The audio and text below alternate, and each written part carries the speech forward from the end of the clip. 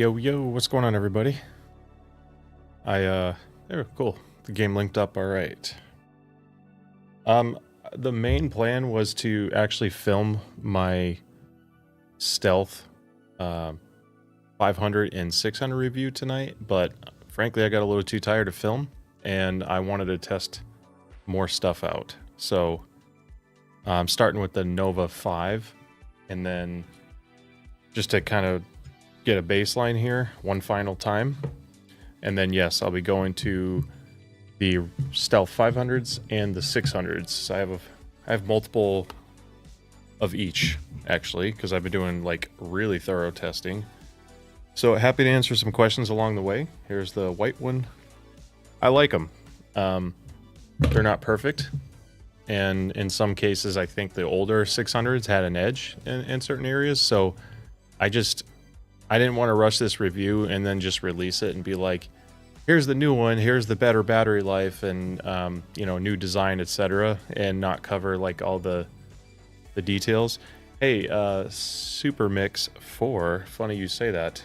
Yes, I actually will be even playing on him tonight, if all goes to plan. I was told by Simgot to not release the Super Mix video until the end of May or early June because they didn't have enough inventory for more media coverage, or media coverage in general, like hyping it up in case it's a hit. I don't know if it's going to be hit. I've never plugged them in yet. This is going to be the first night with you all. I'm also going to probably try the caffeine or the Delcy caffeine Delcy. It's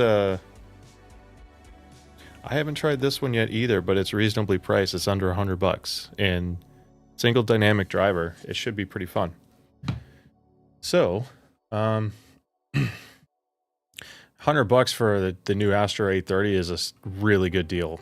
That's an awesome price for that. So yeah, I would certainly consider it. Versus A50 4th gen, I would still take the 830 over the old A50. I bought 3 of the older A50s and nothing but issues. It's not worth it. The 830 seems to be a lot better for me. So let's make sure I have game audio. Super quiet. That's a little better. We're getting there. So yeah, I'm gonna mess around with the Nova 5X first. The plan is to not give a lot of analysis with my EQs for each because it's not really a fair representation of how it comes out of the box. So I'm playing on the Nova 5X flat, and then I'm just going to switch probably straight to the 600, the Stealth 600. I believe I have it connected as well. And I'll probably use the older Stealth 600 as well because I want to keep going with what I've suspected, because there's some things I like about the old one more. Let's see. Bamesy, you're in Cyprus right now? That's badass, dude. Thanks for stopping in. Hope you have a good time. LCD GX or the 800S or the Aria Organic. Dang, that is a deep response. So I have all 3 now. I got the LCD GX. I'll be reviewing that soon. I have the HD 800S and the Aria Organic. I feel like I can wear the 800S much longer, followed by the Aria Organics as far as comfort goes, and to me that's super important. I wouldn't, if you already have the 800S and the GX, I would not get the Organic just for gaming, to be honest. You're better off with just sticking with the 800S. The 800S and the Organic are almost like interchangeable versions of each other with a similar sound tuning for Call of Duty. The difference with the Organic is the bass gets deeper. So if you want deeper bass extension, especially if you EQ up extra bass, that would be the only reason why I would get the Organic. But you could technically get similar performance with the LCD GX as well. So the GX just is a little bit heavier. Organic's fun. I just wouldn't go there just for the just for Call of Duty. So Yeah, the 50X, you know, it's always on my desk. I use it all day for work. So the ones that are typically sitting out, I have the Astro A50X, my Epos H6 Pro open. The new Turtle Beach Atlas Air is so comfortable that I didn't want to pack it up. So I might be maining that for quite a while, to be honest. And then the Maxwell's always out if I just want wireless and also want to listen to music too. So, dude, the Nova 7X with the wicked cushions, one of my favorite combos, for sure. It's just so comfortable. Sounds great. I think I got most of the questions. I've destroyed my old 600. Thanks, Khalid. Which 600? Sennheiser. Yeah, you know, the 900X I have coming. I have the 490 just behind the camera here. And I also bought the Kiwis, the Orchestra Lite. So my plan tonight, when I get to testing the Simgot Super Mix, is to compare it against the Orchestra Lite. Because to me, that is pretty much like the top end of diminishing returns before there's no point in buying more expensive IEMs just for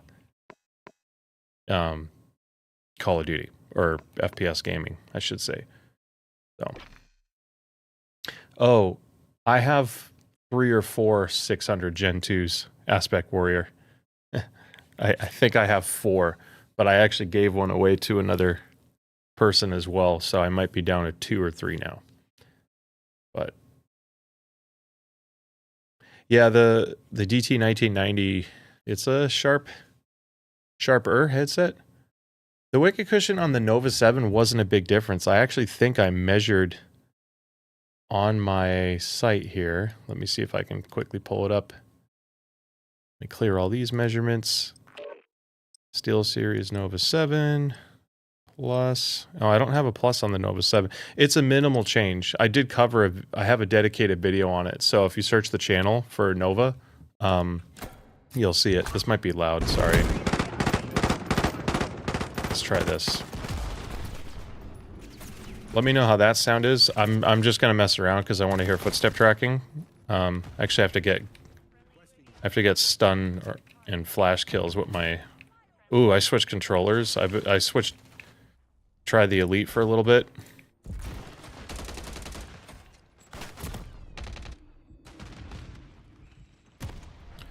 Let's see. Oh, I'm not using the new keyboard yet. I really want to force myself to finish this review of all the 600 stuff before I try the new one. I like how everyone has covert sneakers.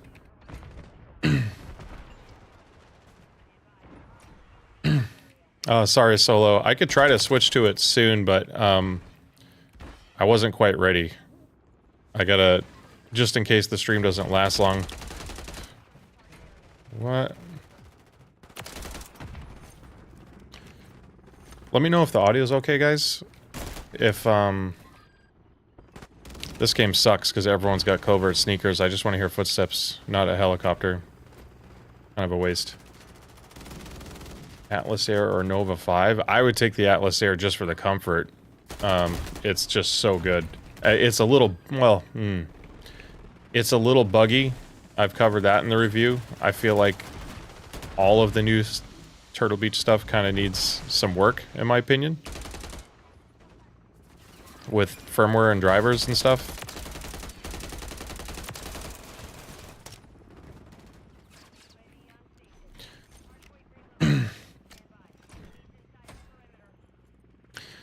You know, it's going to be hard with Odyssey because planars on closebacks, they don't get along well. Because there's too much pressure when you have a closeback and a planar, so you have to be really careful taking them on and off.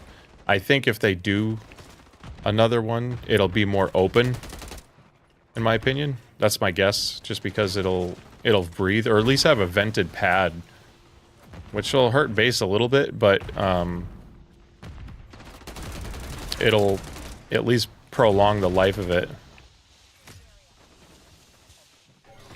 I'm in danger.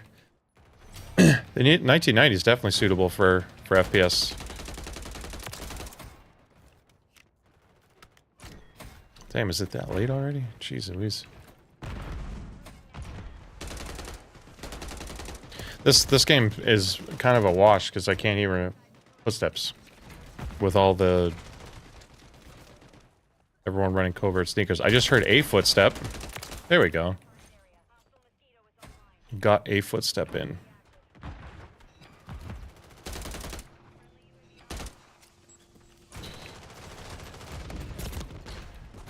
DAC do I use for IEMs? They don't sound good on the MacBook? I don't think it necessarily sounds better for Call of Duty. It might, it's, they're both technically comparable, so it's going to come down to what your preference is. Some people will think it sounds better, and some people are going to prefer the way the 800S images. I mean, 800S is kind of legendary for a few reasons. So I don't think you're going to be upset with either, but hard to say. I do like the... Man, I like them both. I feel like the 800S is not my favorite for music, but it is fun for gaming. To an extent. The big kicker for me is it's just so comfortable. So... 600 Gen 3, so I'll pause after this game and I'll get into more Q&A on it. I'm more than happy to talk about it. I cannot tell you the amount of testing I have done on this damn headset. I don't know why I spent so much time with the 600 Gen 3 and the 500. It was way too thorough, but the market is so competitive now. The only difference to me with the ARIA Organic for sound profile on Call of Duty is I feel like I can get more sub-bass out of it. So if you want, like, explosions to be deeper, you would do that. I use the Niche Pietus Maximus for any of my headphones at the desk primarily, when it comes to, like, mixed content, gaming, stuff like that.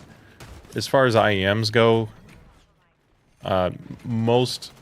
You said the iFi hip DAC. I've heard good things about that DAC. I haven't used it myself. I still use FiO a lot. I really like the new topping stack. I actually have it over there. I'll grab it in a minute. Just depends what you're going for. So the FiO Kit 11's not bad. I think... I just got the new Zen DAC that just came out, but I haven't tried that one. Usually topping I like for IEMs because it's kind of like dark, but it's also really clean. Low output impedance, so I can pretty much hook up any IEM to it and it's going to sound good. So yeah, I have the DX3 Plus. Wait.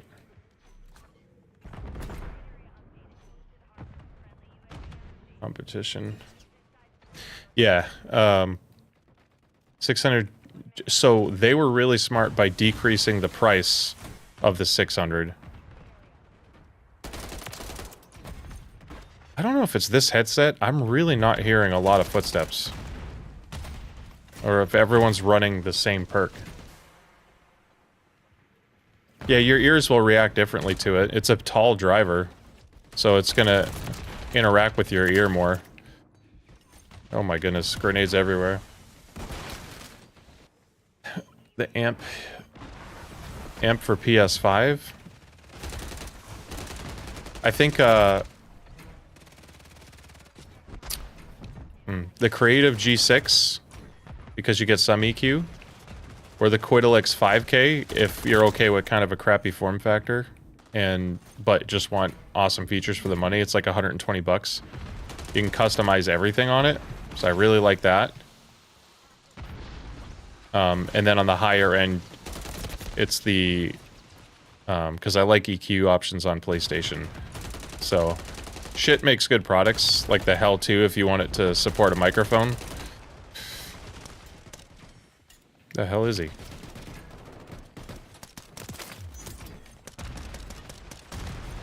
Grenades everywhere.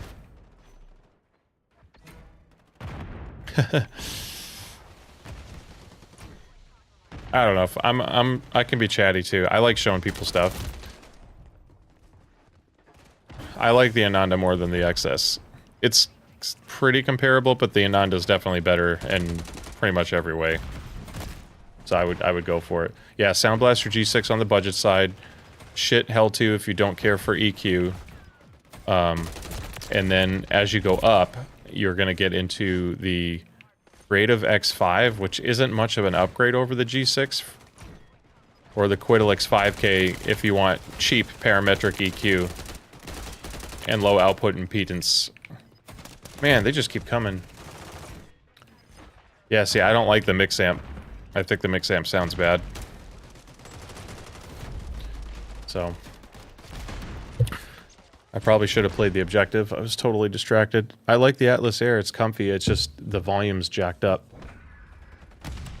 I've tried the Astro mix amp a lot, and it has pretty poor resolution compared to other DACs. It is not neutral in any way. It's a very old Cirrus Logic DAC, so it's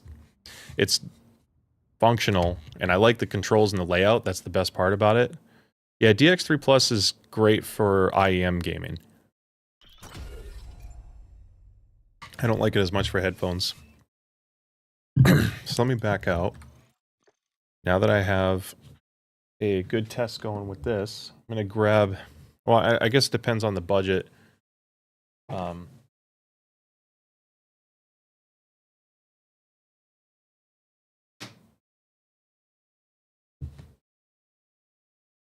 Let's see. This stack is the Topping A70 D70 Pro. Those screens are amazing. They're touchscreen. They have a gorgeous interface when they're playing music. So if you're okay with spending closer to 1,000 because you have like really expensive headphones, I like that one. It's actually one of the toppings I like on the higher end. It doesn't sound as dead as some of the other toppings,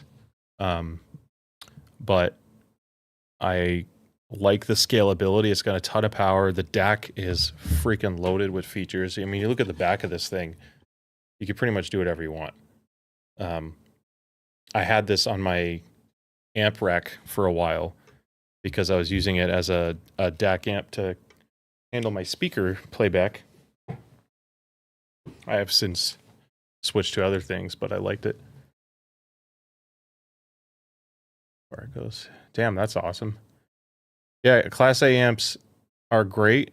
They're just pretty power hungry and they run hot. So they are good though for different reasons. They're very musical. I'm using Class A with tubes on my speakers. How do I have no background but with no green screen? That is the beauty of RTX graphics cards. I use NVIDIA Broadcast and it does green screen removal. And it works really well. So let me brighten this up a little bit. Yeah, the LCD GX are super easy to drive. What amp makes the 800S sound good with Call of Duty? Most amps that have decent power, you know, I use the niche Pietus Maximus. And to me, that sounds incredible. I'll type it. For a somewhat affordable one for expensive speakers. Tiger 300R, try them stock first. They're pretty easy to drive. All right, so I'm going to switch to... Which 600 is this? I'm going to switch to the PlayStation PC version. Make sure I'm connected to the right dongle. Dang, see, that's one thing I liked about the new Turtle Beach headsets is they pair like so much faster than the older ones. The older ones took a while to connect. These are freaking instant. So let me switch my sound settings to that.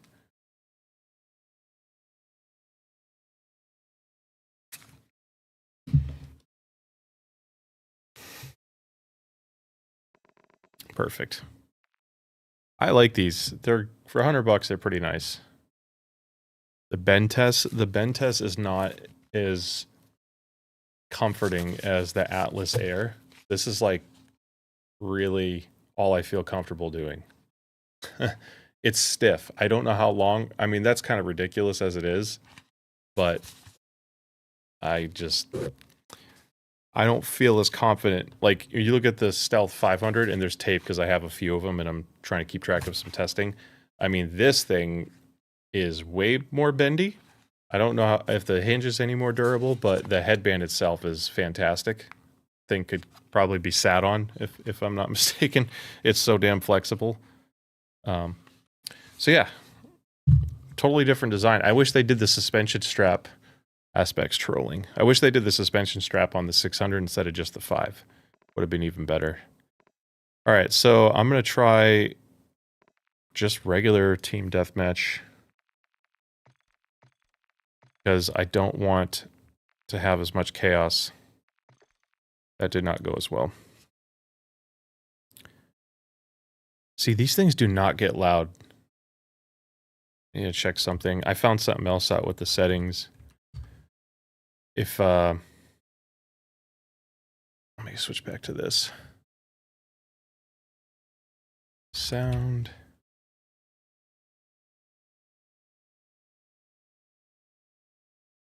Yeah, so the Stealth 600, they install a virtual audio driver for game to chat mix, and that Waves 3D audio driver actually reduces the max volume of the headset, and these already don't get that loud as it is. So I've had to turn it off. Yep, it's on right now.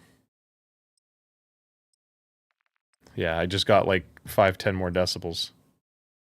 I did 1v1 earlier, so I don't want to give away too much of the video, but the Stealth 600 on 1v1, the guy had covert sneakers on, which forced me to listen real hard, and I had no idea you could hear, like, people's riot shield or gear belt moving. That was pretty sick. I had never heard that before. Let me know if the game volume's okay, because this game's gonna... It's hard to get a feel for it when I'm streaming. Ooh.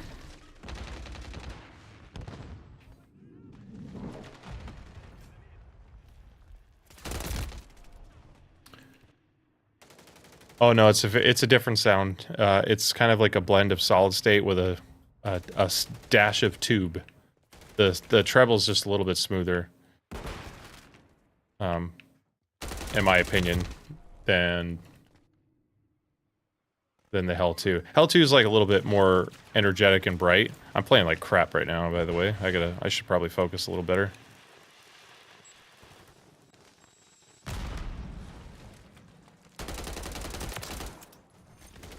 Everyone with covert sneakers. I hope the new Call of Duty doesn't have frickin' covert sneakers. That would be the best improvement they can make for multiplayer. Yeah, I wish they did. I talked to them about it. I had a meeting with some of the people at SteelSeries. And the big... I mean, 2 years ago, those chips did not exist to support that level of control, automation, parametric EQ, etc. So... it's kind of one of those things where it's just the technology's improved, but it's like, do you just not add it because your other stuff didn't have it, or do you embrace it and just start moving the line forward? So, it's cool that they added it, but I could see why people are going to be upset. Time to whiff every shot. I mean, the Atlas Air is like one of the most comfortable headsets, period, like ever.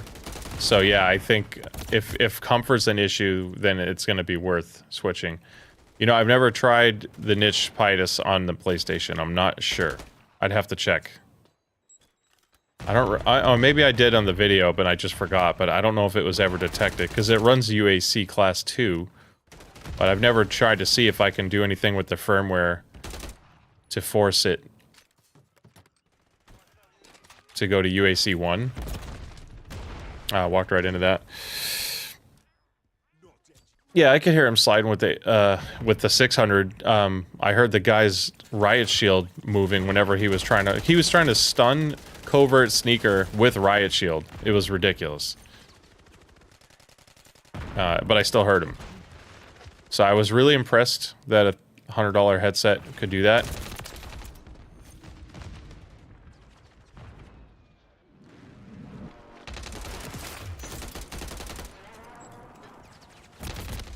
Got shot by someone else. Honestly, the Atlas Air has awesome soundstage. It's easily comparable. It's kind of artificially open because it has a little bit more upper treble. I think the 560S is pretty much the standard for sub 200 wired gaming for like soundstage, imaging, you know, decent bass. But even with a wire, I'd probably still wear the Atlas Air more. I didn't really like the 560S comfort and feel in my head.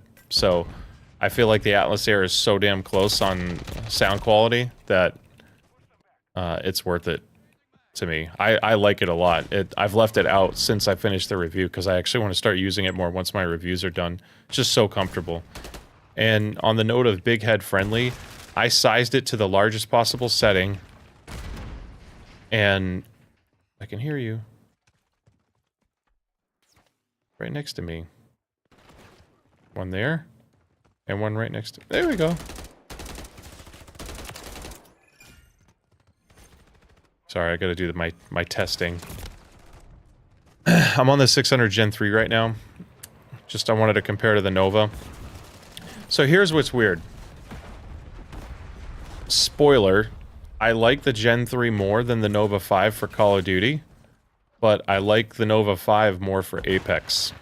And I don't know why it's so consistently that way. It's not like it's a gray area. I've switched back and forth so many times, and I've been playing these games a lot for the past few days, and it just keeps happening. I don't know what it is with the sound signature that just favors it, or the way the drivers and enclosure design favors each game.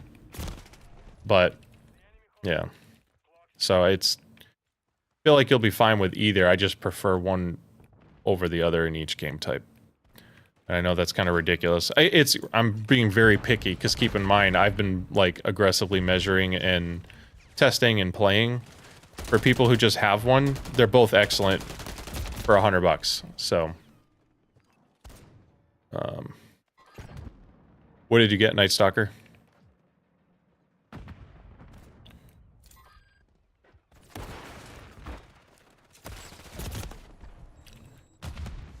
I'm not using the Dust daily only because I haven't been using IEMs lately because of all of these headsets. There's another announcement for another headset tomorrow that no one knows about that I'll post, but there's no video footage coming out tomorrow. But it's just been a busy couple of months, and I work a day job, so I can only cover so much. But the Dusk is the IEM I've been traveling with. If I've been able to leave and bring gear with me, the Dusk has been my go-to for quite a while now. I'm not sure if I'll supplant it with the Laaaate. I really like the Laaaate from IO Audio too.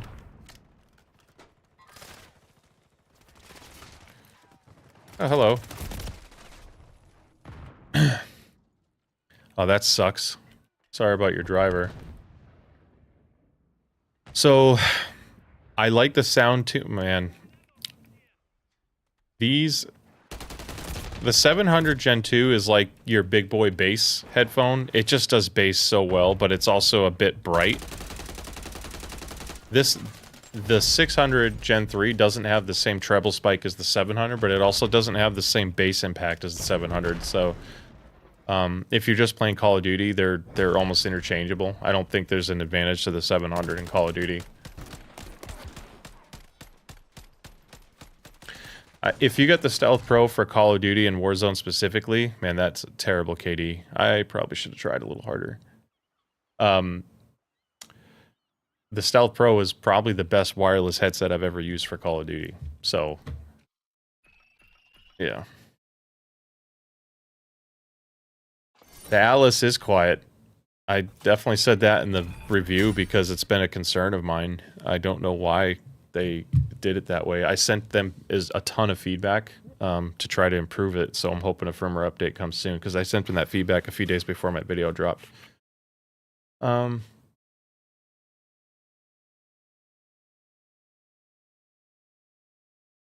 If you already have a G6, you can use the G6 with the Stealth or with the Atlas Air.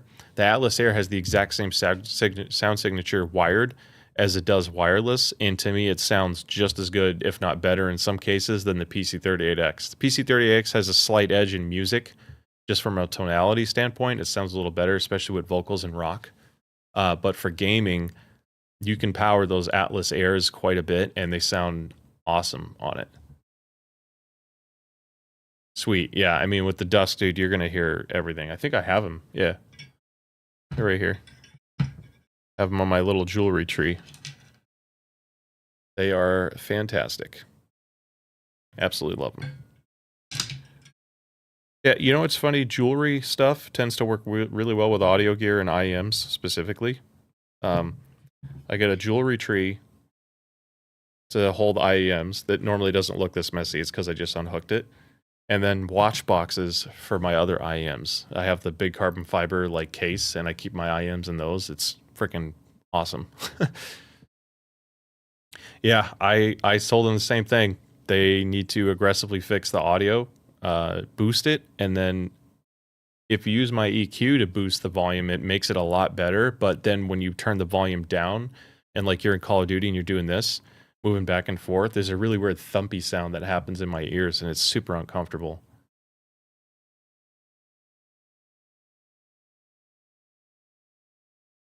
You have an awesome collection. You're already ahead of the game. Crate, I think that it's just going to come down to preference. I pretty much use the Dusk with the DSP cable that's included and the default tune. So yes, it's kind of cheating. It's not pure analog, but I don't want to say I don't like it as much because I'd rather use the crappier cable and not have DSP. I have an iPhone and a Mac and an Android tablet. I have the Pixel tablet. So the reason why I like the Dusk is because I put a little, where's my camera switch? So this little wire has the lightning connector on it. Let me see if I can get that. There you go. See the lightning connector. So it just hangs. And if I need to plug it into my iPhone, I just clip it and now it's connected to my iPhone. And if I want to go to my computer or my Mac or my Android tablet, I just pull that connector off and it works. And with that minor tweak with the DSP, I flashed it to my preference. It's awesome. And for $400, it's like, it sounds, I don't know if this sounds weird. It's cheap enough where I'll travel with it and I'm not like super nervous. Like I'm not going to travel with $2,000-$3,000 headphones. But I still get like a really awesome listening experience. So to me, that's why I like the Dusk for what you get for $400. Yeah, that thump sucks. You can't get rid of it unless you turn off the EQ altogether. You can't even use their built-in EQs. It thumps. You have to only use signature sound. Yeah, there's a new headset announcement tomorrow. Stay tuned on that. Yeah, I'll get my watch box here in a second. I can show you guys. That my Apex controller hasn't shown up yet. A company shipped it, and I'm supposed to be getting it soon. I think this week. The GX I do like. It's a little bit brighter sounding than I thought. I think they're going for a brighter soundstage. This is the 600 Gen 3, the new Turtle Beach. They improved a lot of areas on the 600 Gen 3. Oh, I didn't even know that was Wicked Cushions. What's up, man? Thanks for stopping in. Yeah, it's the 600 Gen 3 fabric sport weave from the factory. So not super compliant. It's better. It's more compliant than the old 600. I think, yeah, it's deeper as well. So I think it's an improvement. But yeah. No, I did miss that. Focal is eventually sending me both, or headphones.com will, so I'm looking forward to trying those out. I actually got the Batiste. My room is kind of reorganized. I had them all staged behind me, but I moved some stuff. But I have the Focal Batiste I want to try out soon. To go back on the LCD GX, it's a little bit brighter and lacks a little bit more bass than I expected. But with EQ, I think it's going to be awesome. So Wicked Cushions, this is a different 600. It's going to be easier to see with white. Same exact headset as what I'm wearing. It's just a stretch gasket. You just pull it right off. The only thing that's unique about the 600s is you can see this little hump. See how it kind of sticks out right there? So they kind of use a standard pad shape. It's like as far as all the 600 designs, and it's the same general shape of the 500s. They're just a little bit unique as far as how it mounts, because the gasket mount is actually on the upper side, not a standard line. I don't know how well it's getting picked up, but they are very easy to switch though. So shouldn't be too hard. It's definitely unique shape enough where I don't know how stable the universal pad would be, because it's a very shallow mount in addition to the shape. There's not a lot of like lip to bite a universally shaped pad. So yeah. Let's see. Cloud 3 Wireless 560 or Atlas Air. Should you step up? The Cloud 3 Wireless is honestly like a super slept on headset from a tuning perspective. It sounds boring to a lot of people, but it is tuned really well. The Maxwell is the next upgrade, but 560S and Atlas Air are open backs instead of closed, and you're going to have a little bit more stage. So you go for the Maxwell if you want like bass impact, awesome support for music, sounds fantastic. Whereas the 560S and Atlas Air to me are going to be 560S. So here's the thing: you're talking just for gaming user, or also for music, because that might change what I say. Yeah, my wife just kind of stays out of it. I just play music and she's happy. I'll leave it at that. I haven't had issues with I'm like super anal about keeping my ears clear. Yeah, you got it, man. Let me know if you have questions on the pad some more. It's pretty. They're available in local Best Buys already too. Xbox and PlayStation and PC versions are all the same. But as far as the nozzle thing, I like meticulously keep my ears clean, so I've never really had wax issues with it. But you can always clean them out. I don't know if I've ever had an IEM that's had buildup cover or not. Yeah, I could do 1v1 for a minute. If you're doing gaming and music, and you can spend 200 and you live in the US, the Sennheiser HD6XX is the best headphone under $350. Like, period. If you also listen to music, it doesn't have a super wide sound stage. It's not super bright. It's not super punchy. But the mid-range, when you hear it and you have a good amp and you've listened to it for a while, and then you switch to anything else, so many things sound worse, even if they're more expensive. There's something really special about the HD6XX, which is basically a $350 HD650, but for a lot less money. Aspect, I have 3 closets full now. It's bad. So I'm working on my inventory. I'll get rid of it. Wireless, no one's confirmed any other wireless open backs. Everything else is still closed, including the announcement that's coming. Let's see. What? I should have checked this. Still need like 6 more flashes. I think that's a good price for the organic.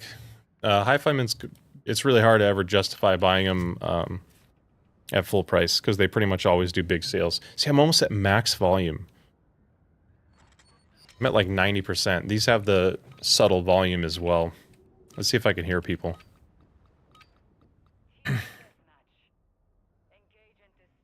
Covert sneakers. I don't blame them.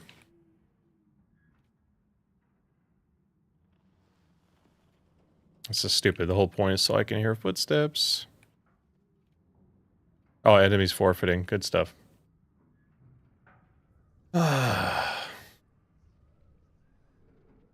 I don't like the Deva Pro. I have the Deva Pro.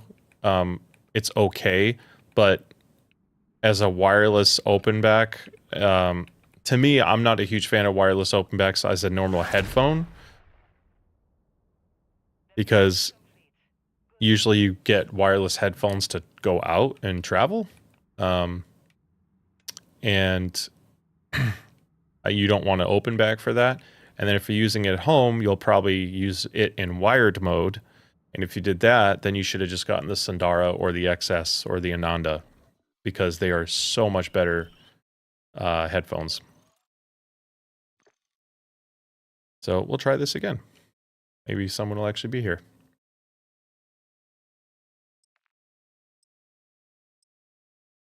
Gaming headset for, I mean, you know, you still the classics. I mean, the Virtuoso Pro works, but for, you could plug in directly into the controller. And yeah, you can do the mod mic with the splitter, or you can do most gaming headsets. I mean, if specifically for gaming, I'm telling you guys that there's diminishing returns that hits hard after just a few $100 for gaming. After that, it's just personal preference. Ooh, this one's gonna play. Another covert sneaker guy. I will review the Batiste. I got one just a few weeks ago. I'm just kind of screwing around, guys. The whole point is for footsteps, and this guy has covert sneakers, so I just need this to go kind of quick here.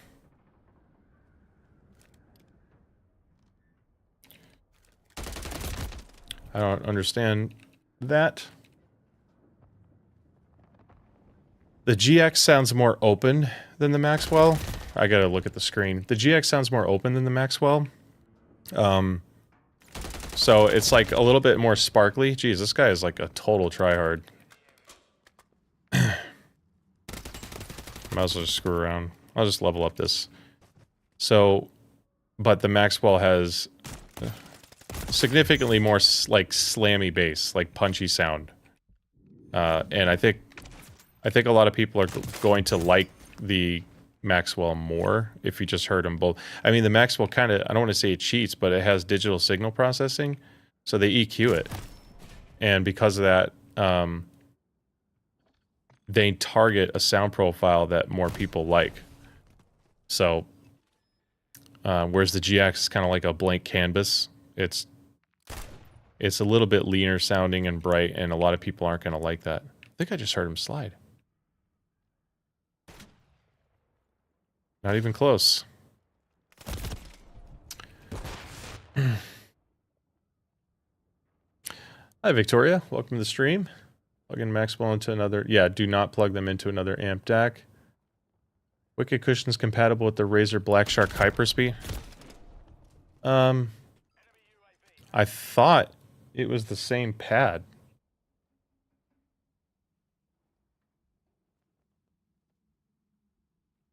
Yeah, I should probably switch to a different mode. This is just nice because I don't care about my stats. I often just screw around for things. I don't even know what gun I switched to. But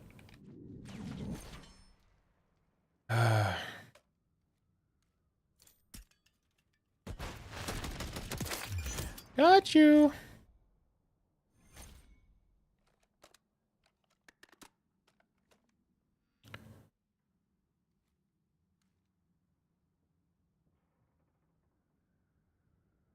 Right here, buddy. I don't want to. No gameplay shown? Oh my gosh. The whole time I've been talking. Guys. Yeah, definitely call me out. I've been going against this sweaty player messing around. Did I miss that the whole time? Was that the first heads up I got? That's what happens when I don't stream for a while. I forget the scene switcher. No, this guy was posted up quite a bit. And I should just let him kill me so I can move on. Thanks for letting me know. I mean, Harmon Curve Dolby Atmos? What do you mean by that? Like using Dolby Atmos to try to target Harmon Curve? Is that what you're saying? Oh, I have a knife.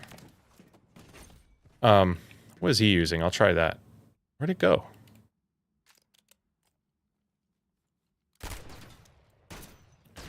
Oh, it wasn't even loaded.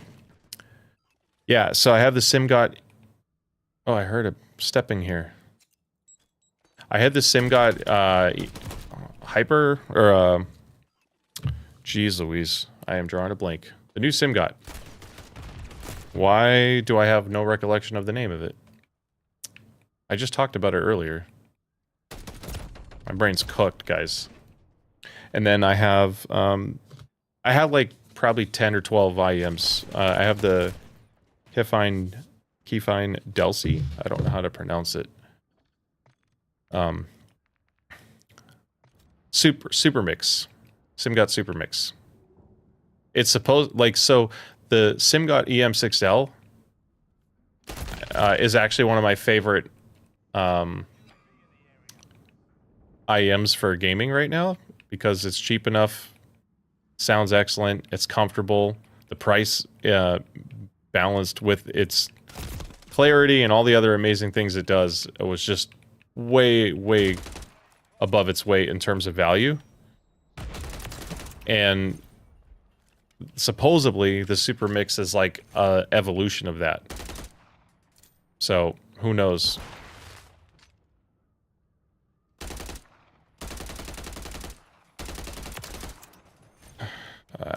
I gotta just let him kill me. Yeah, Super Mix 4. I don't know what I said, I'm sorry. I am a cybersecurity engineer. Like, I try to find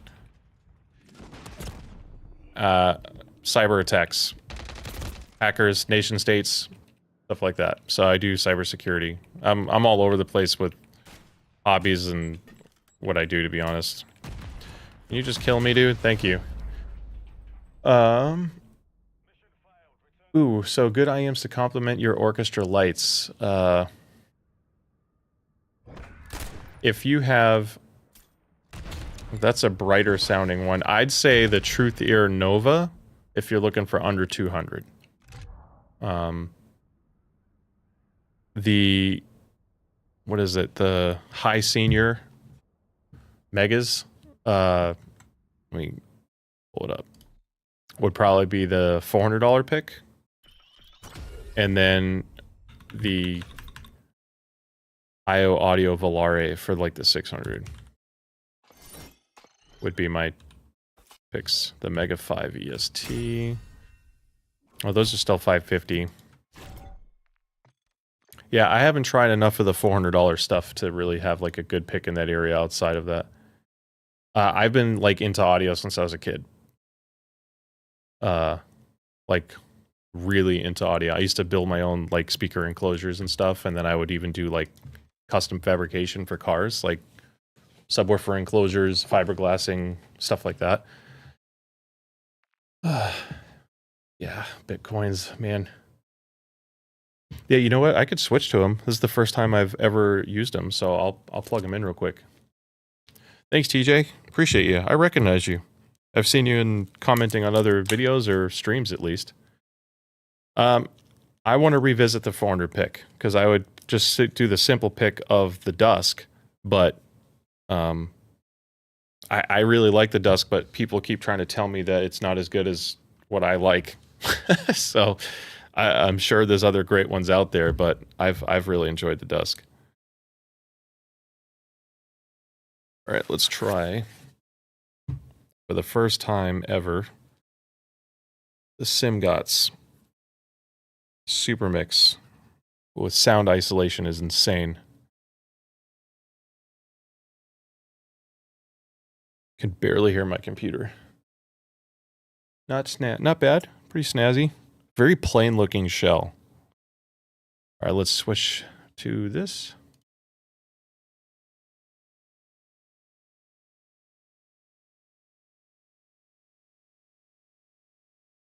Making sure my volume's not going to be insane. Yeah, that would have made me deaf. Holy crap. That's better. All right. Give that a shot. I do like the Dusk. I mean, I was using the new Turtle Beach. Happy to answer questions. I actually didn't switch to the 500 yet. And I have to go back to the 600 tonight. So I got asked enough about the Simgot. Yeah, I wasn't crazy about the shell either. It's kind of weird. It's not bad, but my issue with the shell isn't like the front of it. The front looks cool. My issue is the side. It just like looks like it's just slapped on the top.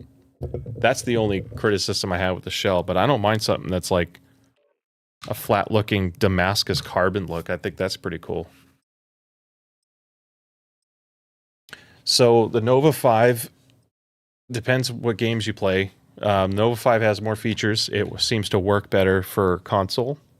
And the volume control is better on the Nova 5. I also like the comfort a lot on the Nova 5.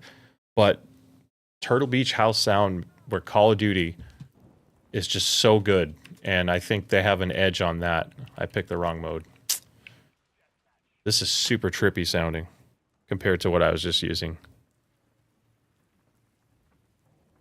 It sounds pretty nuts. The rain sounds insane.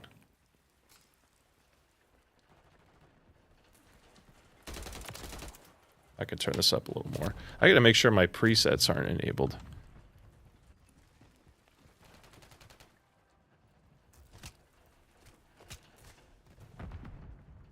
Okay, I'll give that a shot.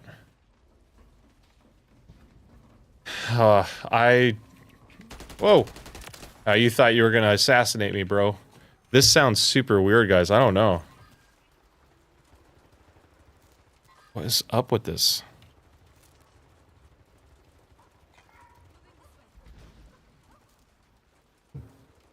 Uh-oh.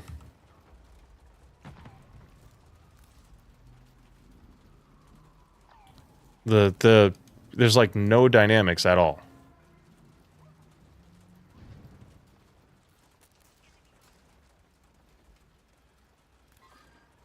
I don't know.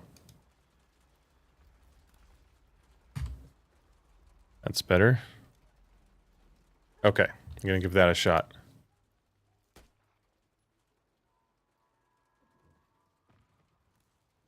Okay. I'll Pulse Elite and Barracuda. I would not use the Barracuda for console. The only time where I would pick a Barracuda headset is if you primarily main mobile. And you want like occasional console play, but mainly use it for phones. I think it works okay enough for that. But aside from that, laying down. Yeah, critical. I mean, guys, $30 IEMs sound better than most $150 headsets when it comes to gaming. So the value of IEMs on the entry-level side is insane. The reason why the headsets cost more is because there's a lot more materials involved. When you do it DSP, wireless, flip to mute, EQ settings, all this other stuff, it makes a big difference on cost. It ramps it up. IEMs just have to make a good sound and a cheap, chintzy wire. So it's a production cheat code for keeping costs down. I don't know if I like these more than the EM6L. I don't get why this is hyped so much. It's just missing. There's like a suck out in the mid-range, like big time. It sounds kind of thin and, man, like papery. It's super odd. It images well. It sounds super wide, but I don't think the sound mix is that great. And I'm a huge super fan of the EM6L, so it's not like I'm biased, but I almost want to try to measure it to see where that suck out is. There's a pretty big gap of sound missing in the mid-range. I don't know. I should have gotten my EM6L out. I'm sorry. This is a total sidetrack. All right.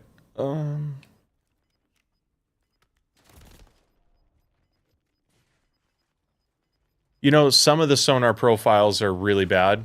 I don't like the sound profiles that they made for Fortnite, or I think it was Valorant.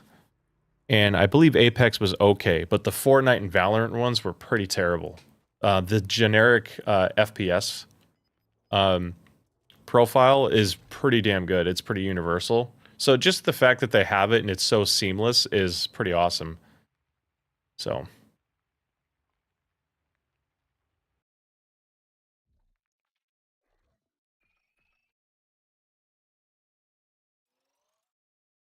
yeah, I mean IEMs are. I think everyone should have a pair of IEMs, at least as a secondary, even if they're cheaper ones. Tangzu Wainers for $27, something like that. Just ridiculous for the FPS, and they're dirt cheap. I mean, it's basically a throwaway at that point.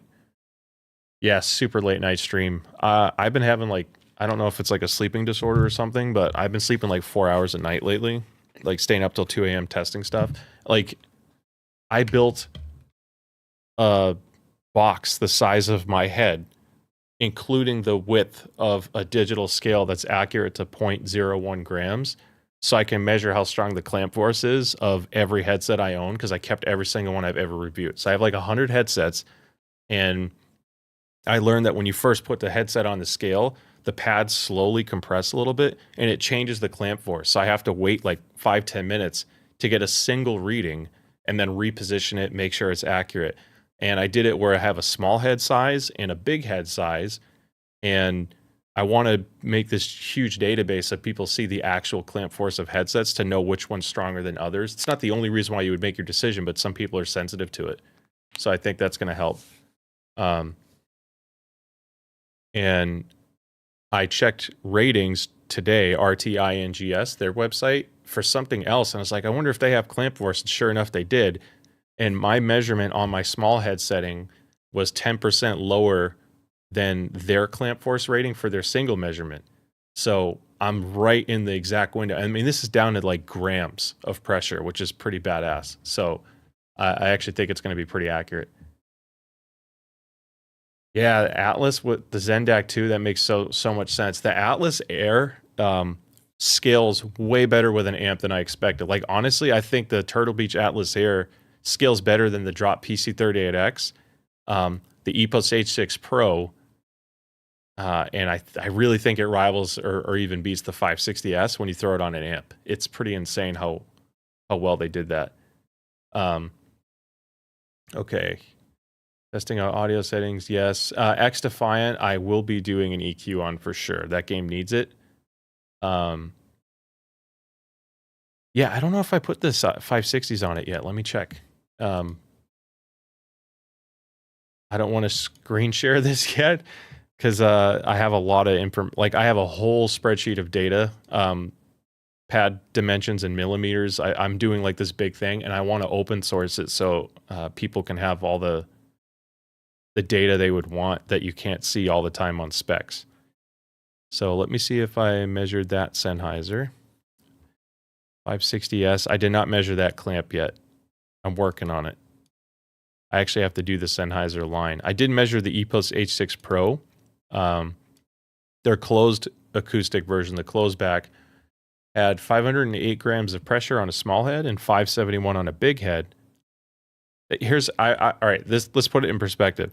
The Stealth 700 Gen 2 is the strongest clamp force I've ever measured. It's insane how much it squeezes your head. So I got 907 grams of force on one side of my ear. That's almost 2 pounds. 1,000 grams is 2 pounds of pressure pushing on your head per side. On the big head side, it was 983 grams. So to put that in perspective, I think I measured the Corsair.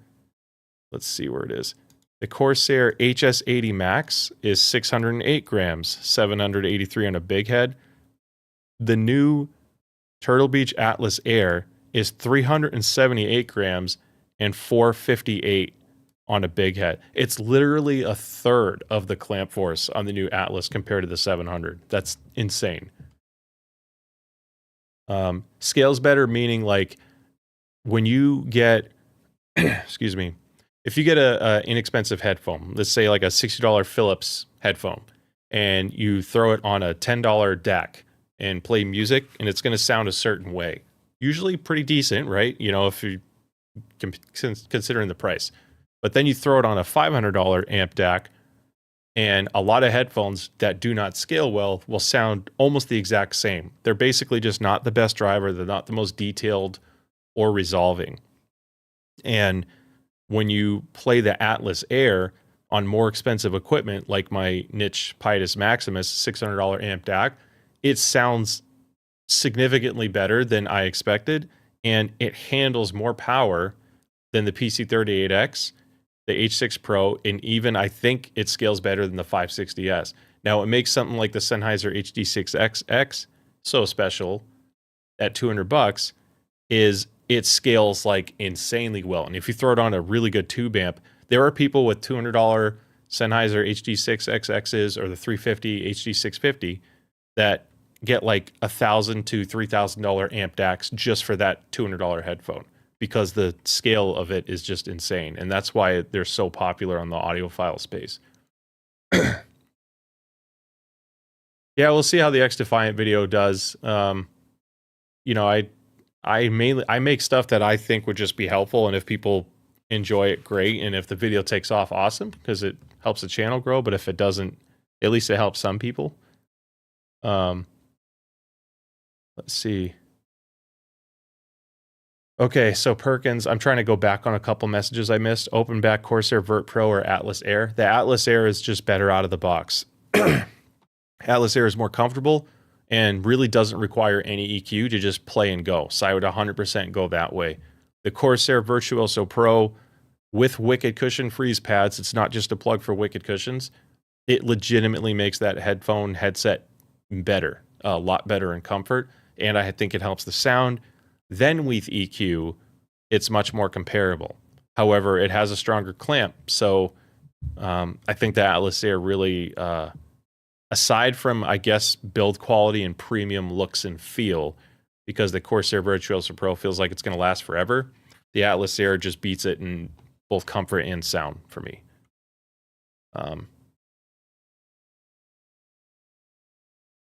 If you don't like really bright highs, probably just the Truthier Reds, the Critical X Truthier Reds, which are about $55 because it comes with an impedance adapter to boost the bass, and that'll tilt it downward, so it'll make it sound like it has a little bit less treble.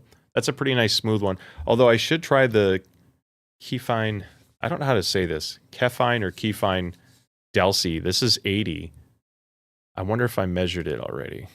Because if I did, it would make me feel better about this. If it's a slightly darker tune, then I'm really looking forward. It is a little bit darker. This might be your $80 IEM of choice. I think this is $80. $75. $60 right now. It's on sale. Okay. I'm not a super fan of the Simgot Super Mix. I don't know why. I need to spend way more time with this. I hyped this up way too much. I thought that was going to be endgame, and something's off for me. It didn't sound right. So, to answer your question on a sub $100 not bright IEM, I've heard good things about this one. It's newer, single dynamic, so you're not going to have any weird like metallic type treble on the high end. Should sound pretty smooth. First time unboxing. There it is. Pretty nice shell.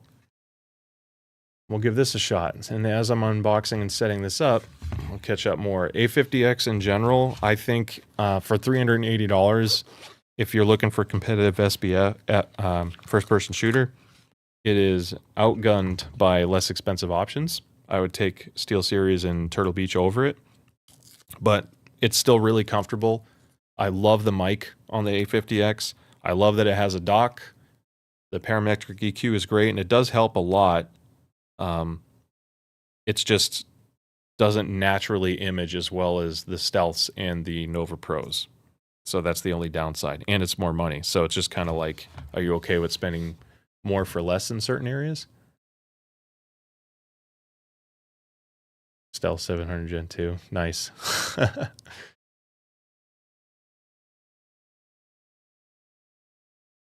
Fishing in Japan.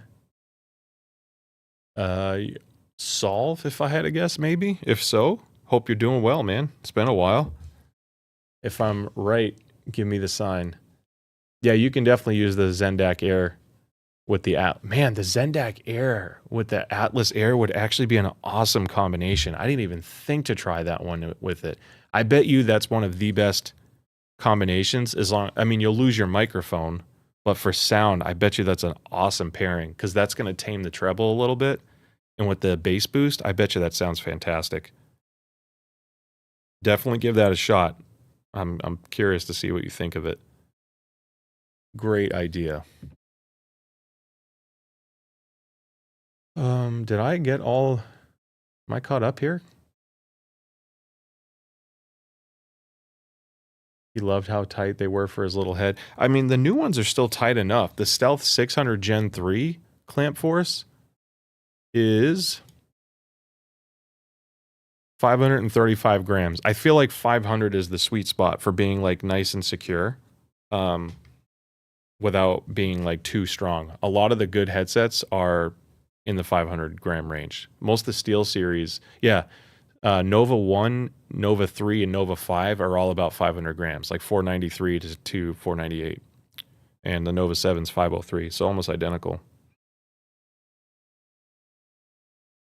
I am actually really excited to try these. The sound signature looked awesome. Especially for 60 bucks. I used to use the Moondrop Lands a lot because they were so light and comfy and cheap. But they're a little bit dry sounding. These look like they could be a nice juicy amount of bass.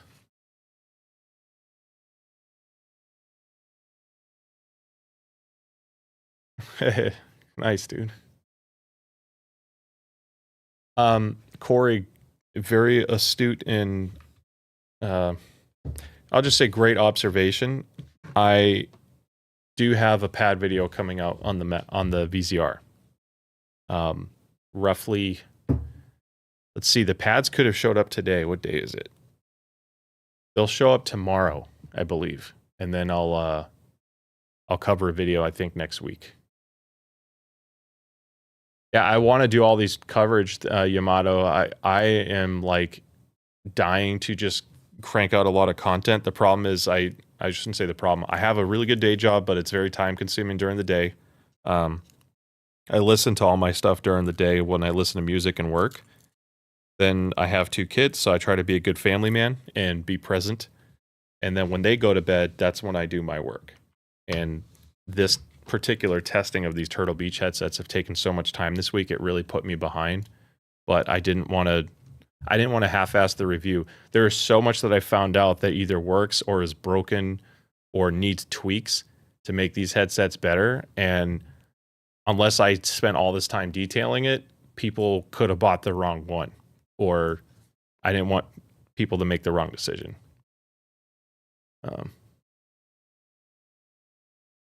Thanks, Igor.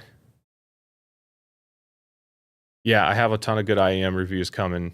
So Yamato, to your point, I would love to do DACs. I have all these ideas of all these projects and roundups I want to do. And I'm just trying to make the time without like not being a good person in real life to my family. Yeah, I don't like the non-simultaneous Bluetooth either. I mean, at least these have all been cheaper. The only punch in the gut was the Atlas Air. I really wish it had simultaneous because the Stealth 700 came out 2 years ago and it was cheaper. So it's like more expensive with new tech and it's less.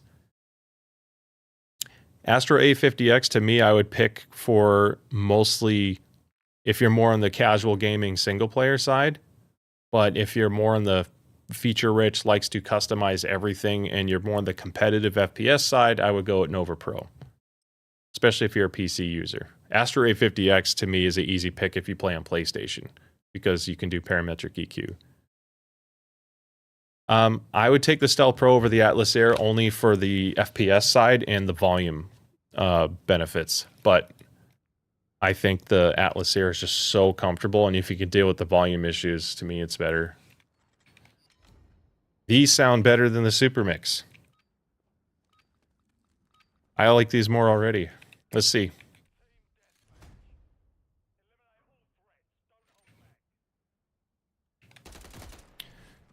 They're a little darker. These are definitely darker. Some, if you're still in the chat, I could tell right. Yeah, the bass is awesome. All these tryhards.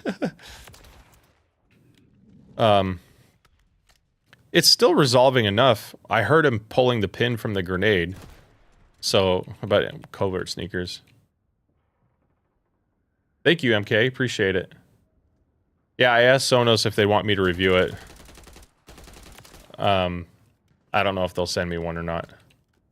Yeah, Stealth Pro for FPS wireless, it's top notch. Still the GOAT right now. I haven't had anything beat it on wireless for footsteps.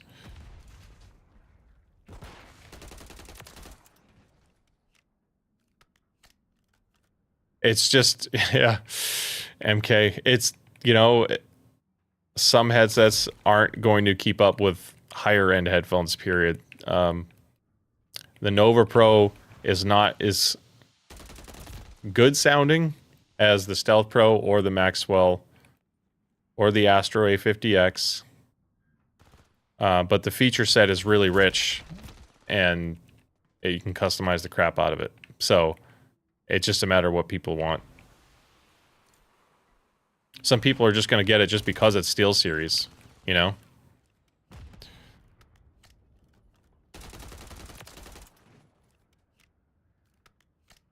I haven't heard of the dark matter IEMs. I don't know how I killed that guy. I wasn't even looking and he rushed.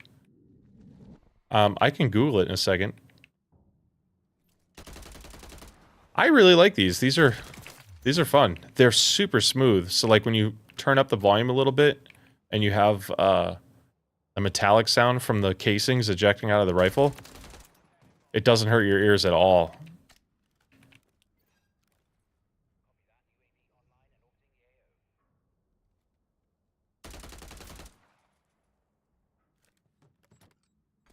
No, he blew up my box, jerk.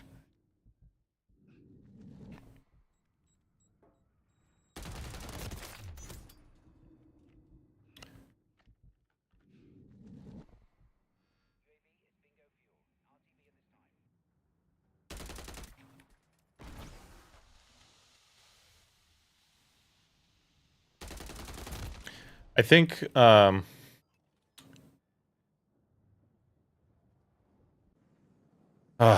know, PC38X is a safer bet. I like that the volume is built into the headset itself because it's a wired headset first. But the Atlas Air is so comfortable. Like the PC38X has a little bit stronger clamp force. So that's my issue with it, is it squeezes the head a little bit. I'm a little sensitive. Like, it's so weird. I can wear the Stealth 700 Gen 2s for quite a while. Even though their clamp force is ridiculous because the pads are so squishy. But the PC38X and the 560S clamp is... I'm kind of throwing away this game, aren't I?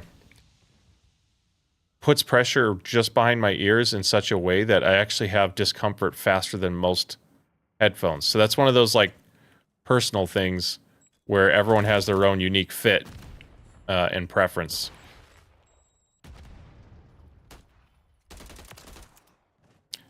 I gotta not throw this game away, guys. I've been wasting these times. But everyone runs covert sneakers now. Yeah, no problem, person. I like the ESS Sigma DAC more for the Pietus. I think it actually has a more complementary sound to the amp's sound signature, in my opinion. Damn, this is so good, these IEMs. Oh my god. That sounded fantastic.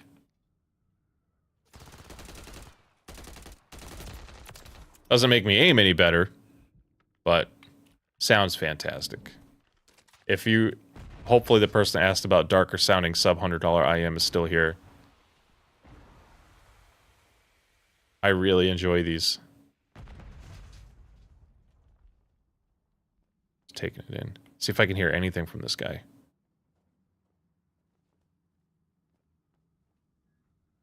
I have so many headphones. I want to get a tungsten just because there's a lot of hype, but it's like crazy hard to drive.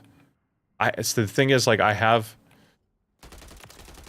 heard that clear as day. Damn, that was so good.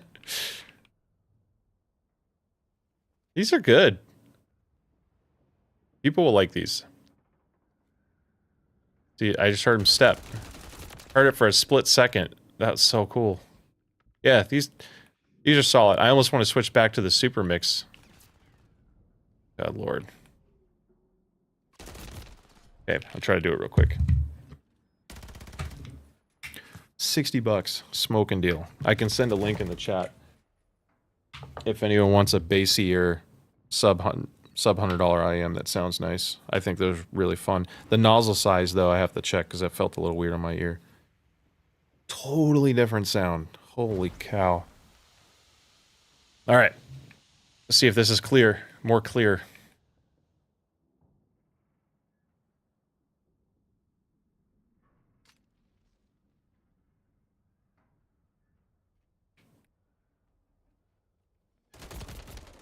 I kind of heard him. I don't know. I don't know if it's that high frequency tweeter.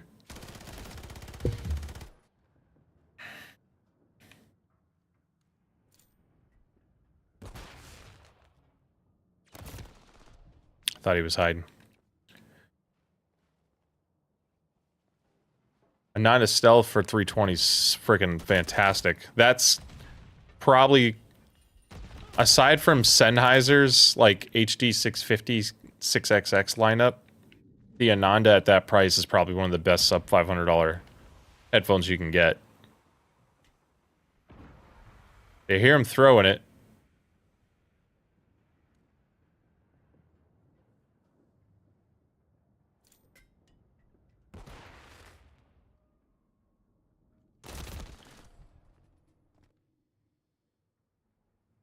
I don't know if... So my only issue with the Orchestra Lite is the sound. It's the size of the shell.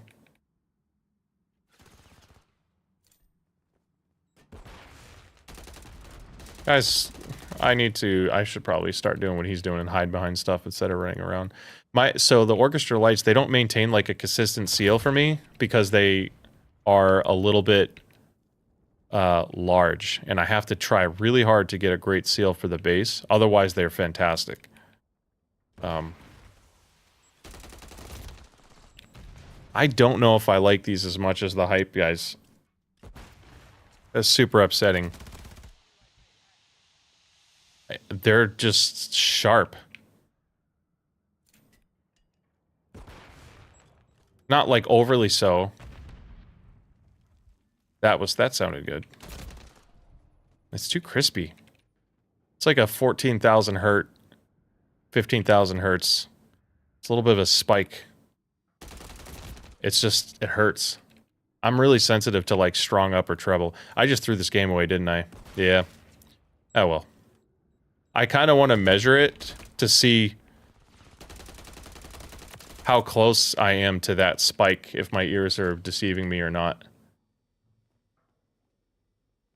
Oh yeah, Atlas Air with Zendak and X-Bass on EDM. That's gotta be so good. Good call. That's what's cool about it, is it's like actually a really good headphone too. Look at the guys over there. See, this bass actually sounds good. I think the issue is like, it's just the strong treble at maybe 14,000 hertz, if I had to guess, based off the game. Easier to tell with music. Ah, there it is. Oh yeah. IMR dark matter. Let me see real quick. Should I try to do live measurements on a stream? I've never done that before.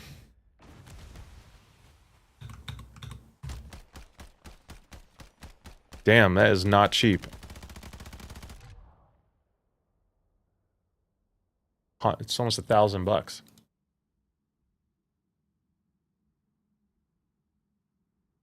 $35 ohm. These things are huge. That is a big shell. Yeah, if you got a... Yeah, so you got like 20% off almost. All right, I got to back out because I am really curious how these measure. I'm going to see if I can set up my measuring rig.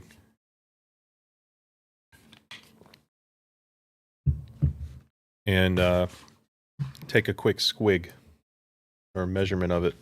If anyone is curious if I'm right.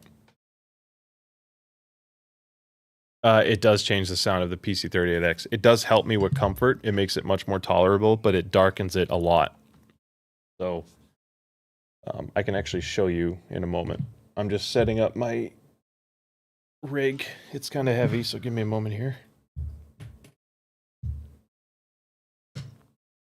Yeah, I 3D printed an IEM holder for my coupler, so I don't have to worry about the fitment being as much of an issue. This is from Capra Audio, the file. So I just put my coupler in here. Let me just put this back together. A teaser for the clamp database. People screenshot it. It's not ready yet. Some of the data is not perfect because I had a couple shells get shifted, or cells. So I need to make sure that I validated. I did like 80% of the validation so far, but I have to redo some of them to make sure I didn't screw up. Because when I copied it to the format that I'm going to use for sharing, I feel like things were off by one cell and I didn't catch it right away. So now I'm redoing a lot of it, which sucks. Okay, hopefully I don't lose chat audio. Still here, test. Okay, well, we are going to take a quick measurement. This should be fun. I've never done it on a stream before, so no pressure to me. So basically, if I can do this, I have an IEC 711 coupler. Let's do this. So I have my microphone system, and this is just like blue tack to keep it from falling out, because you have to position it right. You don't want it like too far in or out. So I'm going to insert it right to where I think is going to line up with the coupler resonance, which is about 8,000 hertz. You want the peak on the measurement to hit at 8,000 hertz. So this is set up now.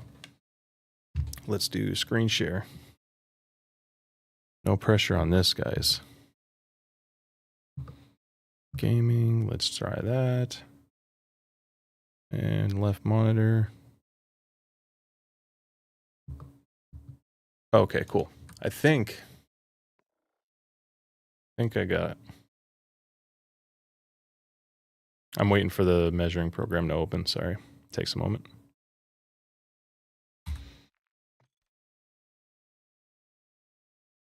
Okay, so I'm going to configure my output device, and I'm just going to use the keyboard DAC. I use the FIO or FIO KB3.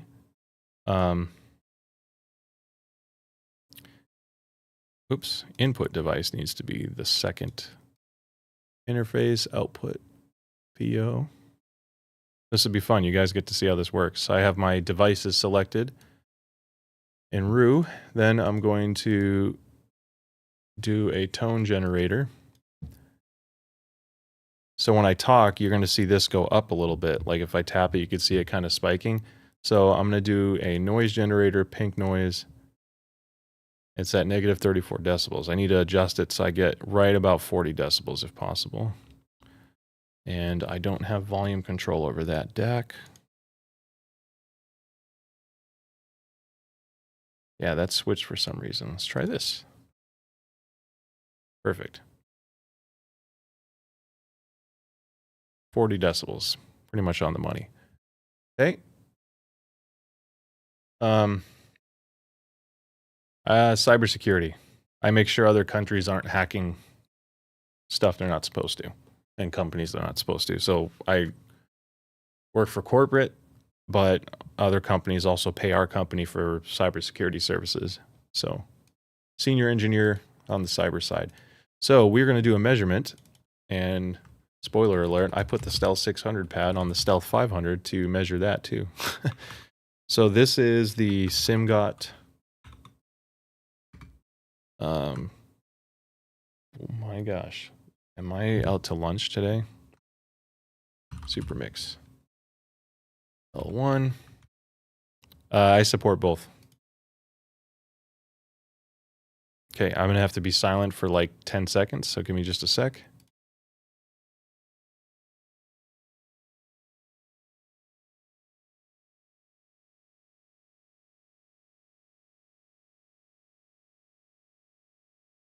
Okay.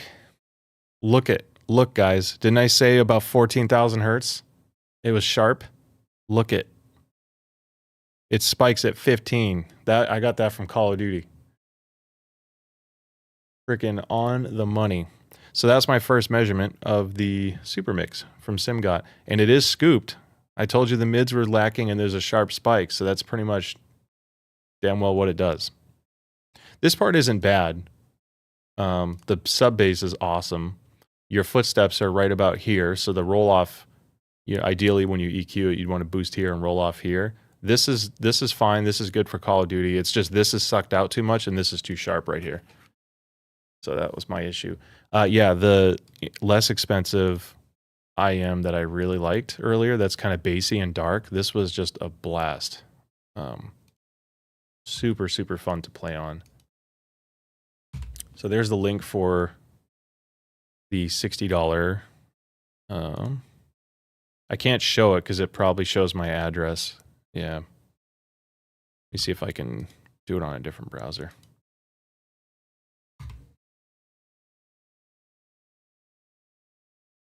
Still kind of shows location. Thank you, Microsoft. Jerks. Well, either way, it shows 75 here because I'm not signed in, but it's $60 if you're on Amazon already. So I think that's worth it.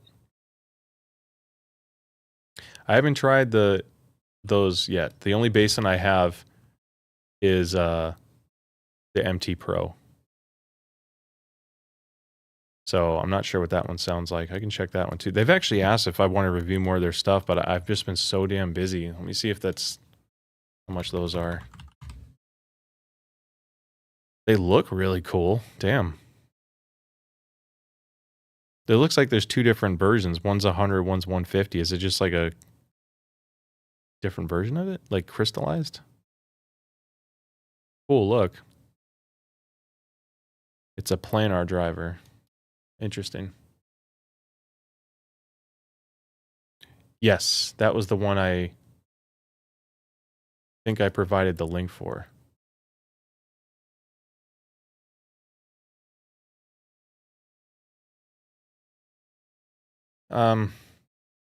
Power conditioner will only improve your sound if your power is absolutely garbage, which most modern locations are not. So it shouldn't make a difference. I get power conditioners simply because of the looks, to be honest, and the spacing, so I can put a bunch of big plugs on it. The wire that they use is at least a thick gauge wire, so I don't feel like I'm starving my components for current on like my bigger amplifiers. Yeah. Tondo 1? What's the Tondo 1?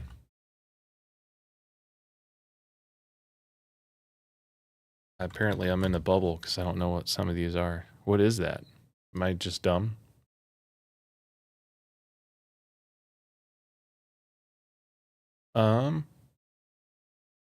PC38X. Oh, you want to? Yeah, so let me do this for you. How about this?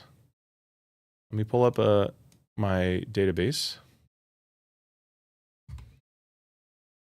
And if I go to the drop PC38X and the Wicked Cushion Freeze pad, look at what happens here. It is all gone. All the upper treble's gone. So the issue is if you just straight up plug it in, you're going to like the bass improvement, but it's going to sound like you lost all of your detail. So if you have the ability to do custom EQ, you could do something simple. If I target 4K, so let's do 4,000 hertz with a gain of 6 and a Q of 0.4. That was too much. So let's try. What happened here? That is super odd. I had like a mathematical issue. Okay, let's try 3. Did I? Oh, I know why, because I'm EQing the wrong one. Let's fix that.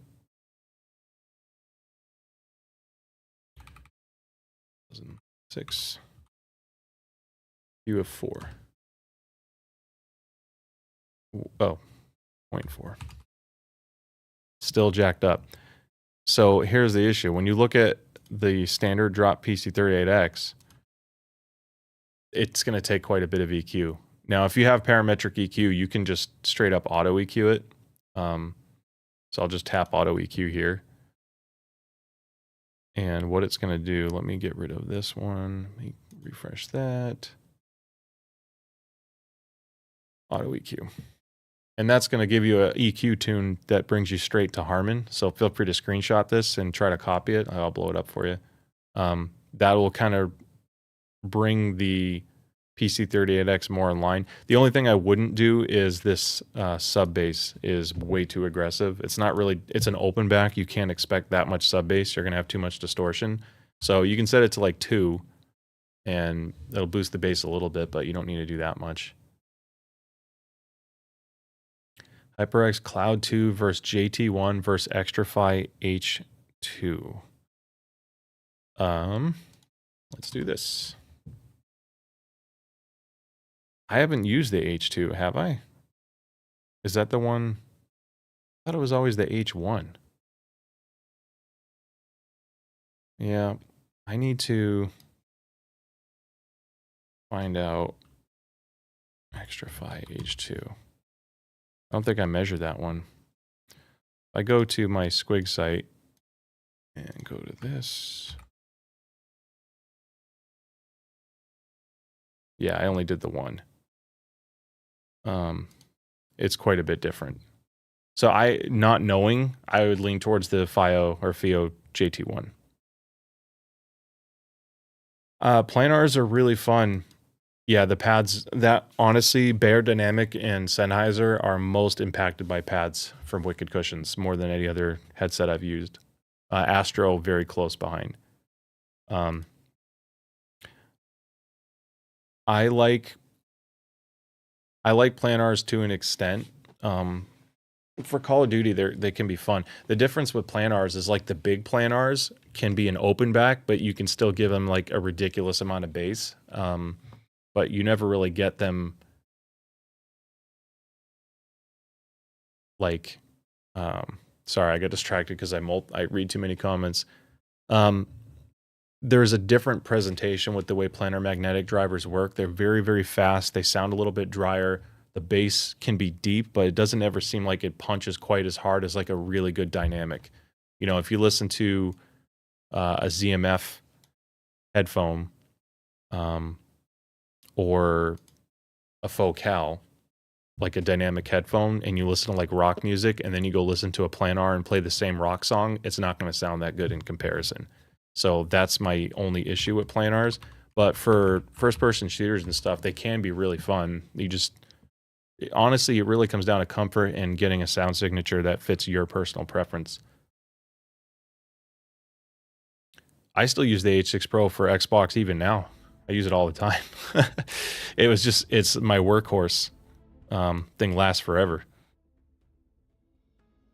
I don't... Dolby EQ for H6 Pro. I don't think I have a Dolby screenshot for it. I can tell you, like, if you were to use that site, just to give you an example, I can give you like a fake Dolby setting. That would work. I can convert it. So if I go to open back and then I click on the Warzone target and then go to my auto EQ. And I can't actually use auto EQ because with Atmos, you're stuck at fixed bands. So you have like 32 hertz, 64 hertz because you're increasing an octave every time. So 125 hertz,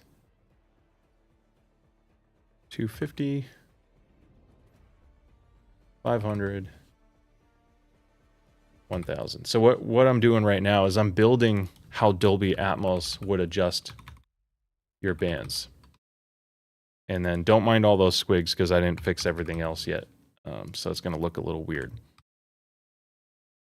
But this is how you would mimic it to give yourself a Dolby tune. 1.41 is what you need to do for Q, because that's how Dolby's bands work. A 10-band graphic is 1.41. Now we would just play with these ups and downs until I get to a spot that I'm happy with. So I'm going to just bring it all to 0 first and show you how we can quickly get to a rough Call of Duty target using just Atmos. So the first gap, when you look here, there's a big suck out that's at like 1300. I can't really boost 13 exactly because Atmos is only giving me 1K or 2K. So I'm going to go to the 1K and start with a 3 decibel lift. And this purple line, let's switch to a different color. I wanted light blue. I guess I can't. I'll just get with green. So you can see already I've filled in, I'm pointing like you guys can see me pointing, but I filled in the green up here. That is just from that one little boost, just increasing 1K by 3 decibels. It's increased 2K by 2, but it's way too sharp at 3. So then I got to go -1 at 4 and pull that back down. That's still too much. But I don't want to go too much because then 4 is going to be sucked out too much. So unfortunately with Dolby Atmos, you can't push this too much harder or it's going to sound way too shouty to you. So we're going to focus on the footstep bass, and I'm going to do +4. We can go to +5. At 32 hertz, this is where you just drag that bass slider down like -6. And you can see I'm starting to hit the curve a little bit better because I have the similar bass peak that I was looking for the footstep. 250, I'll do -2. That way I can boost this to 6. And you can increase the upper treble here. Anything over 8K you tune by ear because we always have our different preferences on upper treble sensitivity. I'm more sensitive to upper treble, like you heard with the Simgot, that 15,000 hertz, 14,000 hertz spike. It hurts a little bit for me, so I can't turn it up as loud. So if you find that you're lacking some soundstage or it sounds too compressed or dark, then you can lift 16,000 hertz by 3, maybe lift 8,000 by 2. And you can see that it's starting to come up a little bit, but you don't really want to lift those areas unless you feel like you absolutely need to. So go very slowly because you don't want to damage your ears either. But so here's a tune. So Dolby Atmos, -6 on the first band, leave the middle band, the next band alone. 125 hertz +6, 250 -2. And then at 1000 +3, 2000 +2, and 4000 -2. And that'll get you pretty close. Is it hurt? It hurts? Oh, geez. Nice. Took me a minute.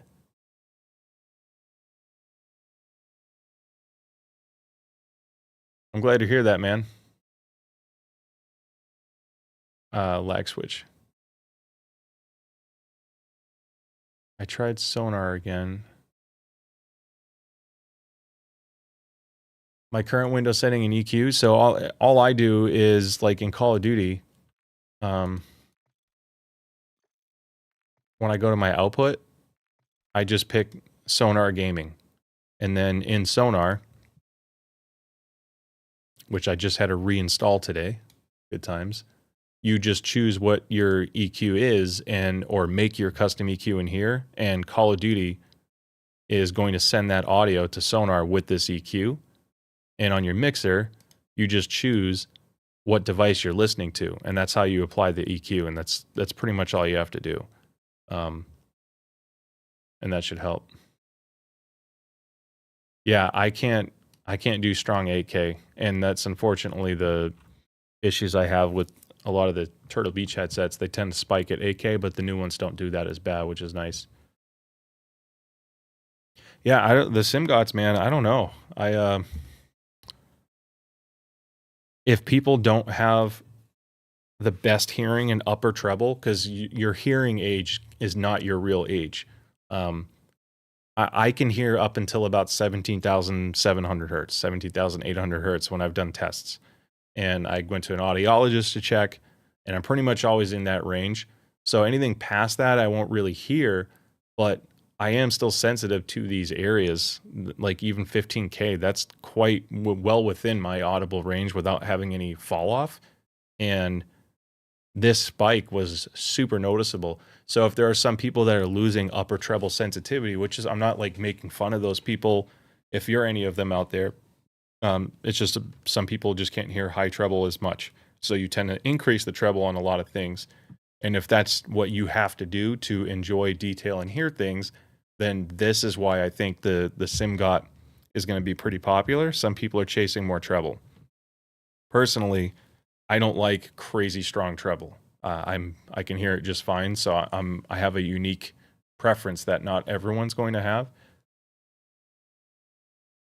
The Syn-Air Pro for 70 is good.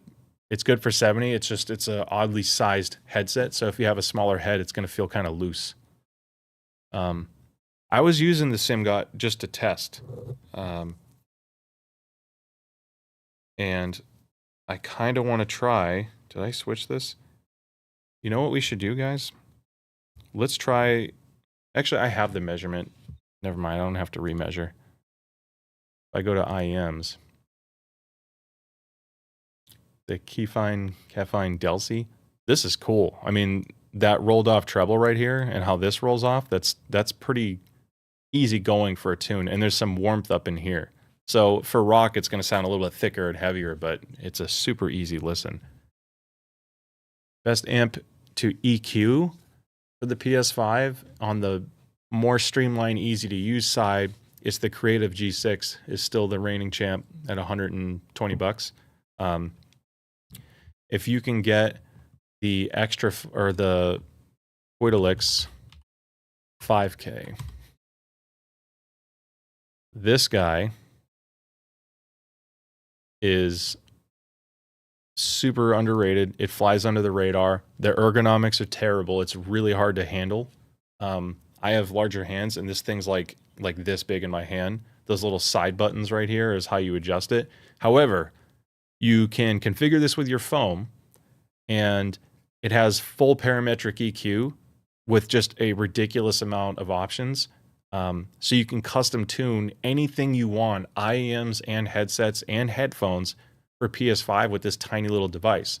If you get a USB extension cord, it works as a USB DAC. So you just plug this into your PS5, run this to where you're sitting, and on the Bluetooth app on your phone, you can change it to go to UAC1 so the PlayStation detects it, and it will pass through the microphone with a headset. It has a headset support. So if you have like a EPOS H6 Pro, for example, or a Drop PC38X, this works fully on PS5 with the mic, and you get full parametric EQ. Low output impedance, so it's insane for IEMs as well. This is like the best thing you can get for PS5 for full-on tweaking. Otherwise, if you just want some easy 10-band Creative G6. Arctis 5. I don't have the older Arctis 5, unfortunately. I only have the Nova 5. Arctis Nova 5. I do have... Is this the right... starting to get too many browser windows open. We all do it. Go back to headsets. I don't know how close this is, so do not quote me on this. However, if you go to SteelSeries on my list, I do have the Arctis 1 and the Arctis 7 here. Gosh, those look awful in comparison, don't they? I never felt like this sounded that bad. Let me switch to the Harman Target. I never felt they were this dark, but I haven't used it in a long time. So, man, I don't even know. I guess that one did it too. So the older ones just have a lot of bass and they're very dark. So you could always start with these because if you notice, Arctis 1, Arctis 7, even I put them side by side, they have a very similar sound. So there's a really good chance the 5 could probably work with this selection. So maybe give that a shot. I don't know if I'll ever review the JDS Atom Stack 2. I think it's incredible. I don't have one, but I bought way too many amps in DACs to keep taking on more for a while.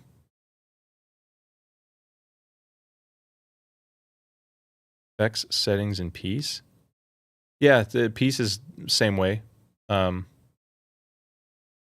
Yeah, so it probably your measurements of my measurements of the Nova 7 probably aligns with what you're hearing. They're just dark and kind of muddy. So you would want to boost this whole area up here a bit. Never go as aggressive as you'd think. Start somewhere in the middle and then maybe reduce the bass a little bit. But yeah, piece is the same idea as squiggling or as sonar. I use piece a lot myself. Did I open it? Here's piece. And I have some stuff in here that I was testing.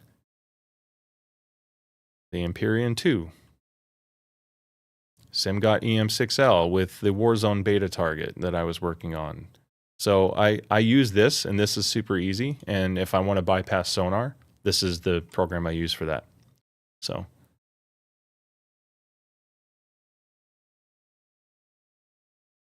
Okay, yeah. So on your Nova Pro, if you do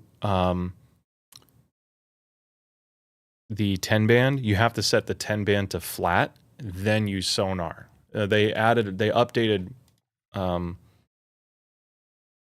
the prompts on sonar to like set your thing to flat. Otherwise you could have like messed up sound because you're basically doing double EQ.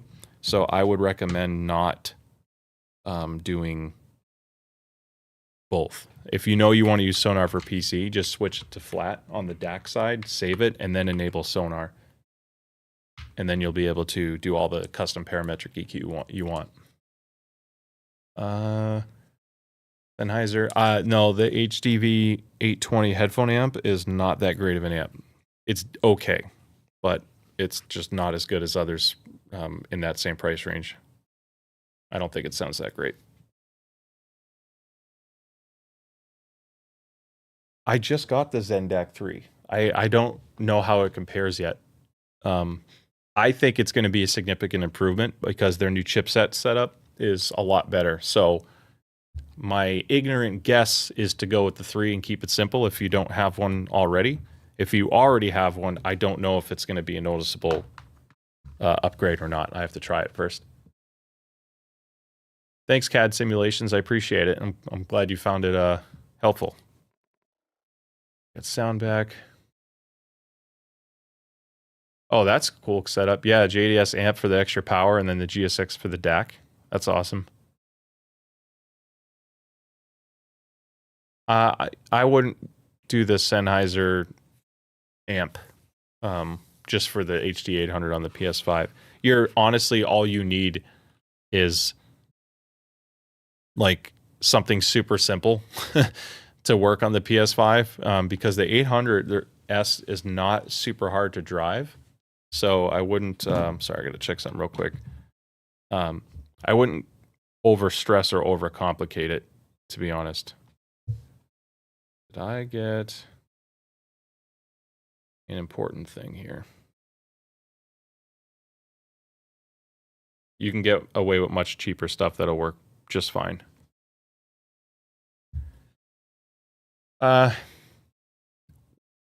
Because when you use sonar is a multi-channel virtual audio device. It's 7.1, which means you can't use Dolby Atmos or the Windows enhancements like loudness equalization. Sonar has its own loudness equalization that works okay. You could always give that a shot. The other option is you can use equalizer APO with piece, like I just had on the screen, and do then you can use the sound compressor plus piece for your EQ.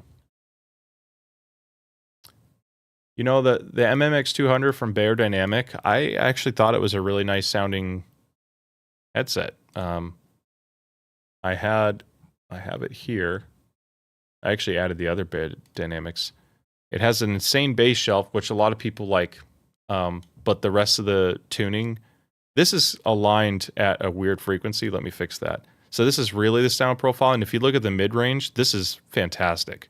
So the tuning is excellent, just with a bass shelf, like significant bass shelf.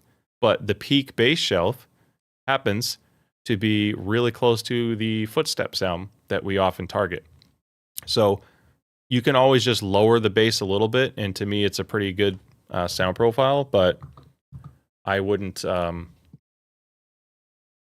say it's like a reference sound by any means. I don't use spatial audio in Sonar. I'm not a fan of it.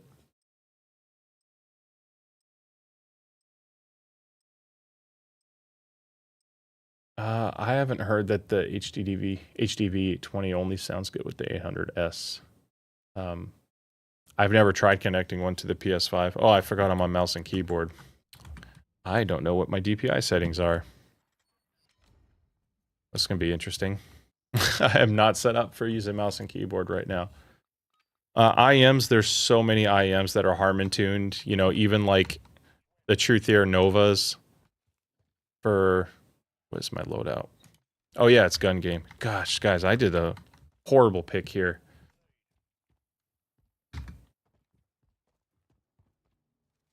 I have no mouse space. All my headsets are right next to my mouse.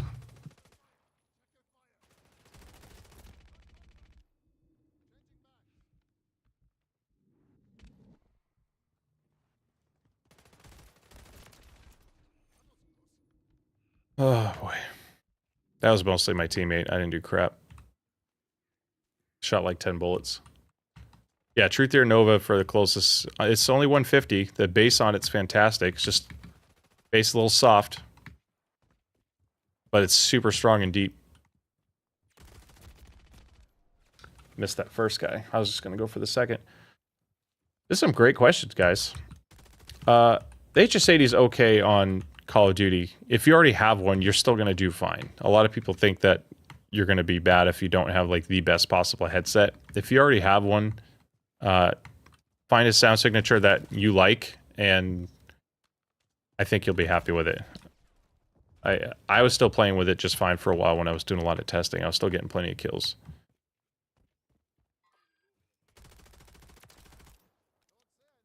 I missed like first like 5-10 bullets, guys.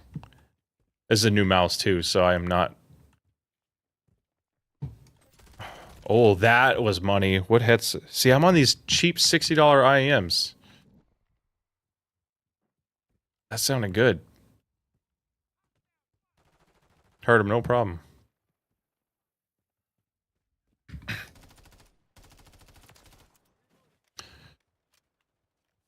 Let's see. I'm going to try to re-chat again in a second. I'm actually not doing awful with this setup. Trying to take it in.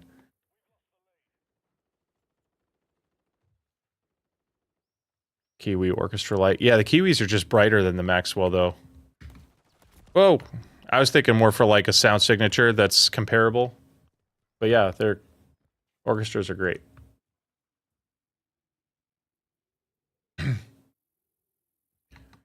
Yeah, I don't have an 820. I've only been listening to it at various demos.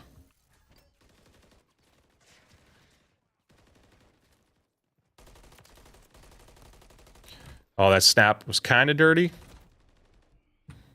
Except I didn't close the deal. So I switched to a Viper 3, the new Viper V3, and it's pretty decent. First cordless mouse, or wireless mouse that I like, really like. Like, really like. Ah, see, that's when I'm not so good with mouse.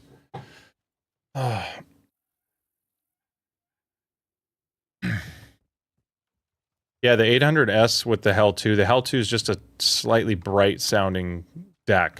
It's just a little bit like sharp and snappy, so it's not a good pairing for things like the 800S or the Aria Organic.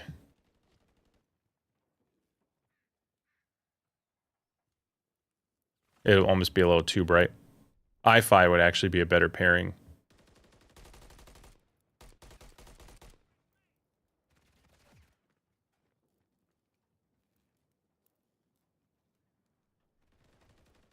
Call of Duty timing. The second I look left, that's when the guy came out.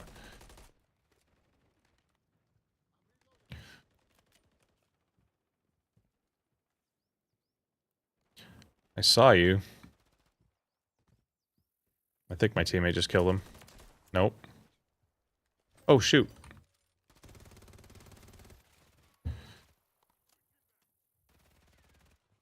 Yeah, you know, it probably is overpriced. I don't know any better. I'm not like a super mouse expert. I try to review them and just share my reviews based off my experience. But I don't have all the high-end mice like other people do. So, like I have the Cone XP Air. That thing's a little heavy. I have the Corsair 75, the M75 Air. See, that's when I'm not good, guys. Still got him. See, I had an issue with KZ and like some of the misleading stuff they've done with the press, and things that other YouTube content creators have shared as far as like some shenanigans KZ was trying to pull with them. They've never done it with me, but I kind of took a hiatus from KZ for a while. They emailed me yesterday about some new IEM, so I'm debating. I mean, the PC38X does not really need EQ to just play. It's fantastic. So you really don't need the Quidalix, but the Quidalix is super powerful. And if you ever get like IEMs and you want to play with more EQ, the Quidalix is just harder, crappier thing to use. It's almost like someone's garage project that is a better product, but it doesn't feel as polished as the G6. So, I don't like hear the environment. These are decent. I could hear the sounds, but it wasn't as resolving as I had hoped. Should I do the Kiwis or the Simgots? Try the Simgot. What, did I miss something? Oh, yeah, with the KZ stuff. Yeah, you know, they, there was one instance where they had a multi-driver IEM, and it got taken apart, and it turned out that some of the drivers weren't even connected. It was fake. So just little things like that. And then there was some stuff about how they were advertising certain products and some of the communication they were having with some reviewers that kind of came out and saying it was like a dodgy practice. And I'm pretty sure they said some things to conflict with like projects that Critical was working on. So I don't know. Doesn't smell as good, if that makes sense. I have Twitch. It's just Gadgetrytech there. I should probably stick to just Twitch for streaming, to be honest. Because every time I stream here, a few people unsubscribe because it's like a 1 a.m. notification for some people. So I understand that. I'm not mad. But I'm like, I don't know if this is better for the long-term channel health. But if I stream just on Twitch, then most people don't even know I'm streaming because I have like no followers there. I never really use it. So open to suggestions there. I can start plugging the Twitch on my videos. If people ever want to see me live, to just sub there. And then as that builds up, I can just start transitioning to that. And then I'll just make like a YouTube post on the community board or something. Maxwell is still technically the top dog, purely on sound.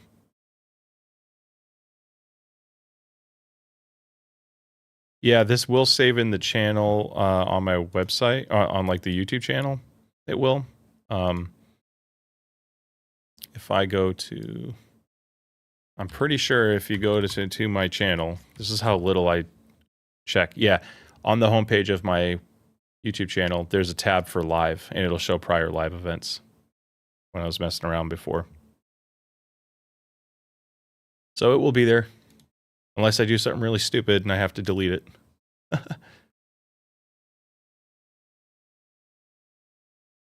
Technically, you can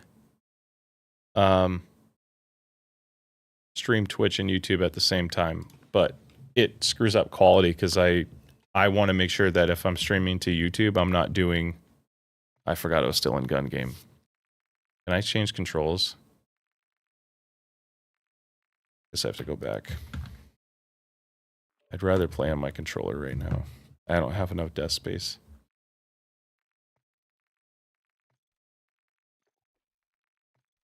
Guess you can't switch even in the lobby.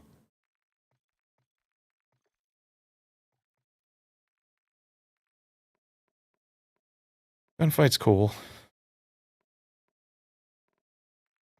Let's do team deathmatch. I'm gonna probably have to wrap up the stream soon though, because it's like 1 a.m. here and I have to work in the morning.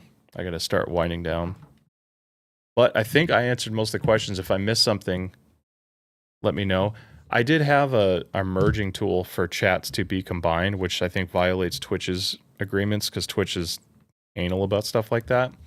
But I don't know. I feel like it reduces the quality of both streams simultaneously. Thanks, Crypto Man. Appreciate it.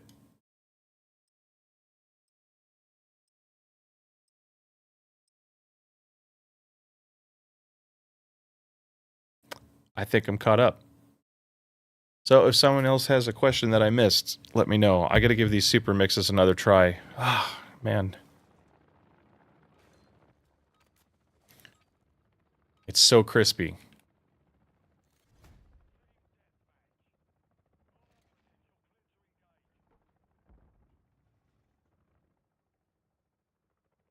I definitely hear that really well. Yeah, I am not digging this as much. It's so sharp. I'm so upset. Because everyone kept saying it's like EM6L, but better. EM6L doesn't have the same top end.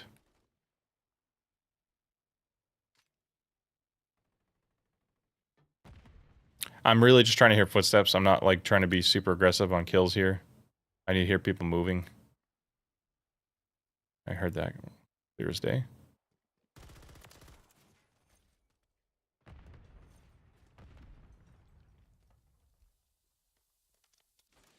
I should have played Xdefiant a little bit. It's too late now, but...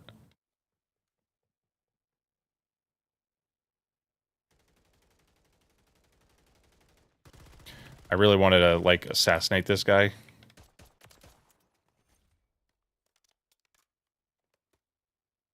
Yeah, no problem. They are saved. I think I answered that. They are saved. Did I miss? Cool. Sucks about YouTube. You can't do, like, high quality 4K in near real time, so I'm always like 10 seconds behind chat. Slowest reloads.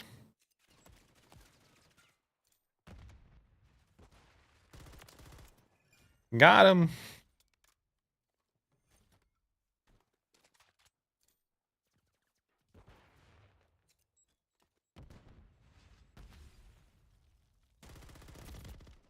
I missed.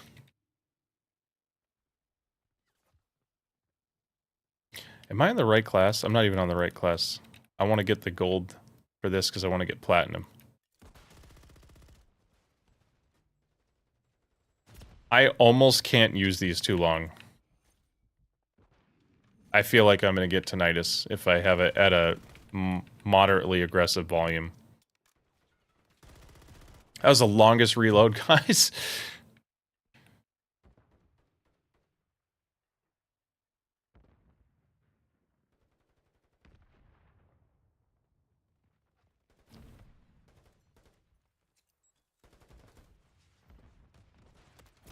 No! Oh.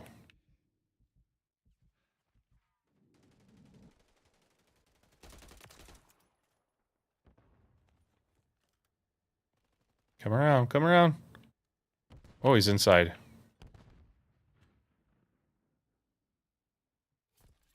Ah!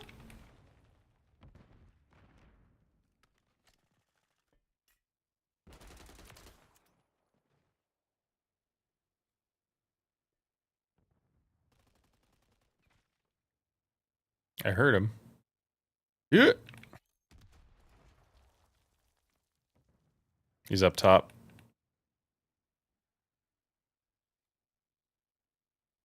Oh, geez. Guys, that's how blind I was.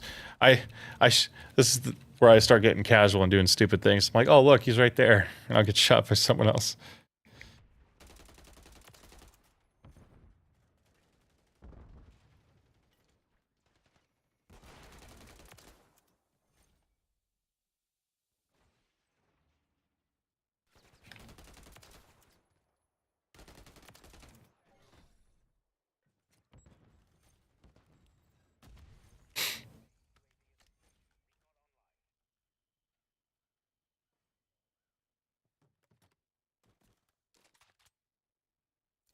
Oh my god, worst flash ever.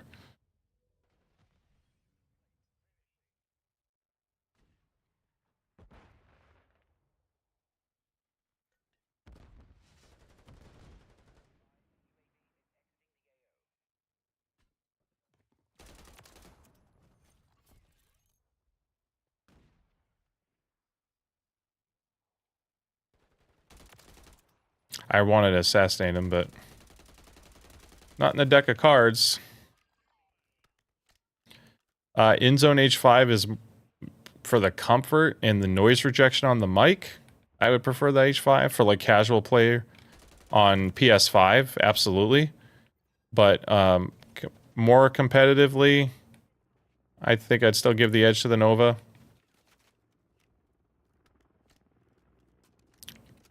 It's good though. I need my helicopter to clear those guys.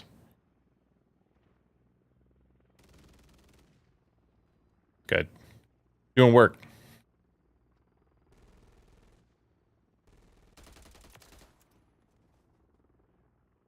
And get my VTOL. Oh my god, no way. Shoot, I shot too low. I just wasted it. I legitimately feel like I'm getting tinnitus with these. I can't damage my ears.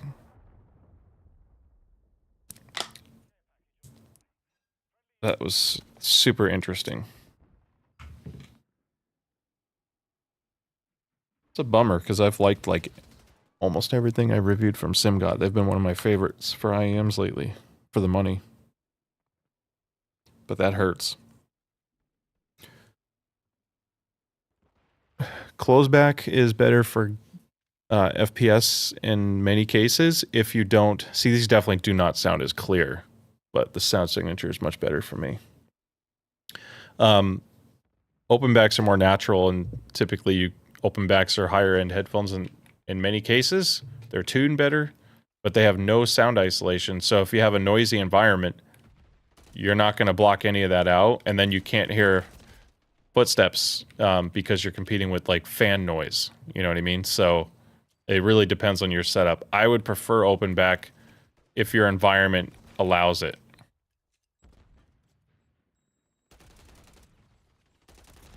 Oh, man, they're all sitting over there. Yeah, no worries. If I wasn't clear, sorry. It's late and I'm super, like, ADHD right now.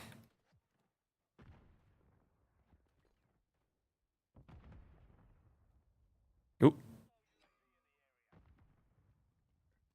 Wow. I heard him so far away.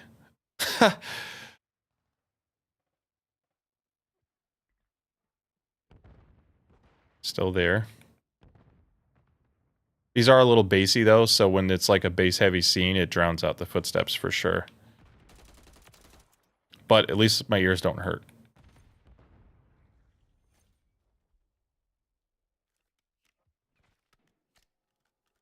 You're oblivious.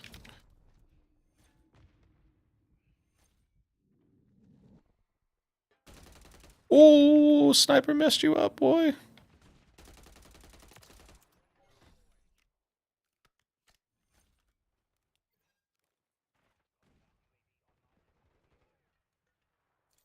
Oh my god, man. What is going on with me right now?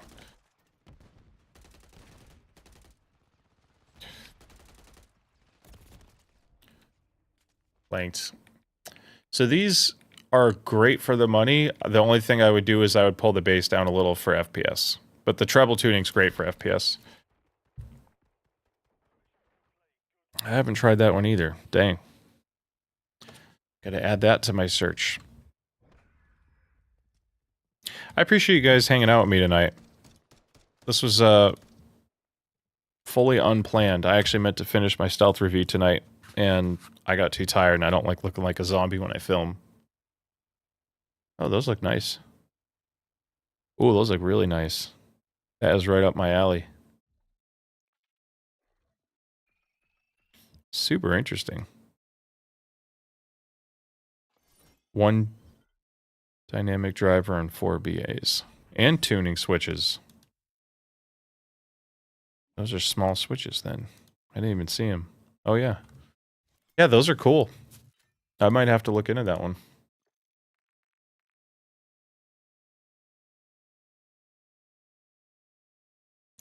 Oh, you painted in black? That's dope. I bet you that looks amazing. Right now, I'm using the Stealth Ultra. I have the Apex 4 controller coming in, but I've been using the Stealth Ultra like since my review dropped. It still works like new. I'm not shilling Turtle Beach. Like, this is literally just me playing, and this shit's still amazing. So, I don't know if I'm going to do the DX9. I can easily request it and get it, because Apos Audio has been like a really great supporter of the channel. Like, it's hard with like affiliate things. So I have an affiliate thing with Apos Audio. It's the same way that Amazon works, where if you buy something with the link, I get a small kickback. So it's always hard because I don't want the post to be like come across like any video sponsored by anybody. It's just another generic affiliate link, right? But the people always form assumptions if anyone sends a review out and like where your motives are. Apos, just to be like fully honest, they talk to me on Discord often, even about stuff that has nothing to do with my review and what I'm working on. They're just like super supportive of the channel. So you can buy a lot of the stuff on Apos or Amazon, but I like seeing them get to the support because they've just been nice to me. So that's why I always post both links in the chat, in the descriptions whenever I can. But with that being said, Apos sent me this. This is just from Apos. They just sent me the 50s or the 70s, the A70 Pro and the D70 Pro, which is newer, and I like it a lot. And as soon as I'm done with this, I'll send it back. And if I request that DX9 next, I can get that right after it, and they'll send it if it's worth reviewing.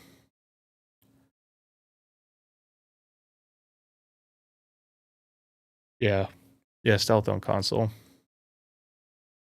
I'm actually reviewing Fresh's own IEM, the Zigot, whatever, or Eat. I was talking to him on X, and we might do a collab soon. It'd actually be kind of fun for us to work together. But yeah, I'm hoping to cover that. I don't know how he tuned it. I didn't want to look it up. I just wanted to plug it in, kind of like what I did with Simgot, and then just play. So I like his design though. Might as well go to the Kiwis. What headset? Or did I lose internet for a sec? Are we good? I had a weird warning in YouTube.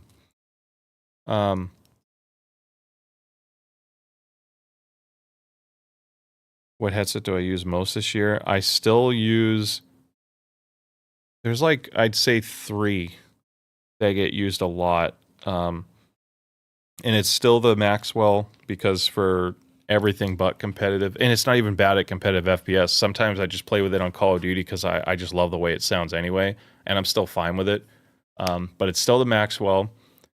The EPOS H6 Pro open acoustic, and the Astro A50X because it's just always connected because I use it for work every day for conference calls. That mic is unbeatable, and I like the dock and the flip to mute mic, which is really nice for work when you just need to quickly turn your mic off and I know no one at work is going to hear me talk.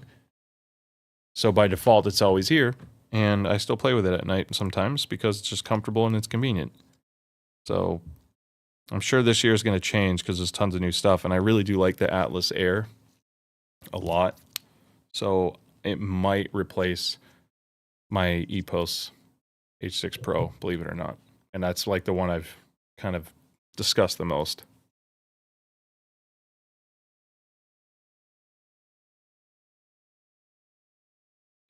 So Isaac, my advice is don't buy an IEM that comes with a mic. Buy any IEM you want that's good, and then buy the Antlion Kimura.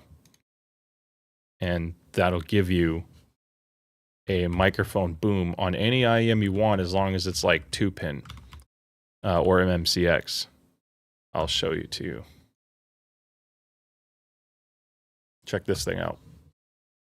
Then you can buy the Audio Volare or these Kiwi Ear Orchestra lights and then throw the Kimura boom on it and you're solid. One more just to get my final clearing. Canon 2s. Let me add that to my search list as well.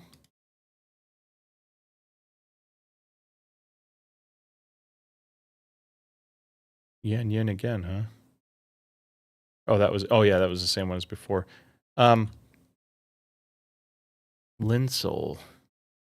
Are these sold at Shenzhen Audio? Let me see, because if they're sold at Shenzhen, they've sent me multiple things. So I could probably ask them, but I haven't talked to Linsol before. Let me see if Shenzhen Audio has it. Nope, they don't. Damn. All right, well, we'll see. It's possible.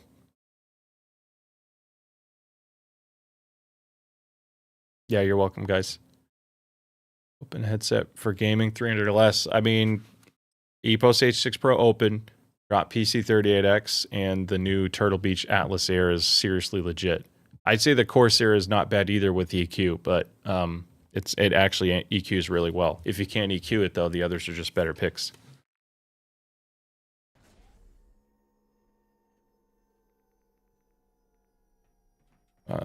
Volume is different. Still hard to beat these Kiwis, man, for $250. Big difference over a $60 IEM.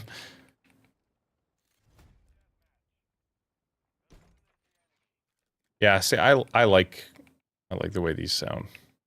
They're so good. An SMG with iron sights is not the best gun for this map.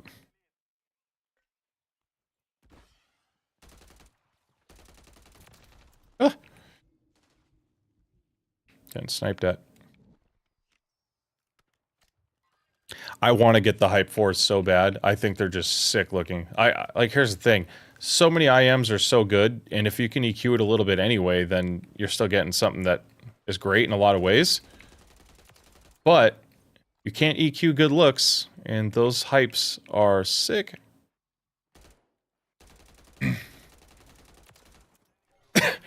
Not gonna lie, this thing is pretty tough to beat still. The Orchestra Light for $250. Still ridiculous. I like the Atlas Air almost more than the newest stuff, or than the Sennheiser 560 and the PC38X. It's comfortable. It sounds so good. Oh, shoot.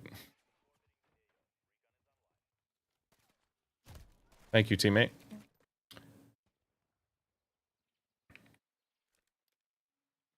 I don't know if I've completely conveyed the last few sentences or if I just stopped in the middle of saying something. You can...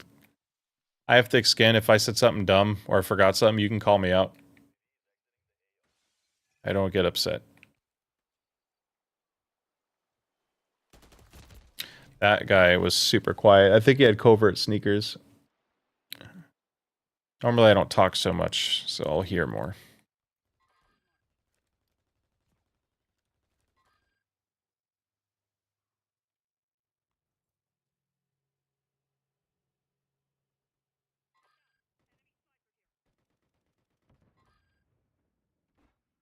He still sounds so good.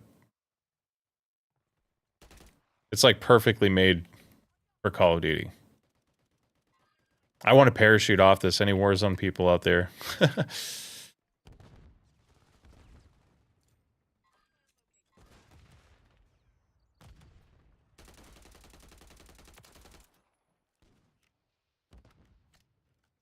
Where's that sniper?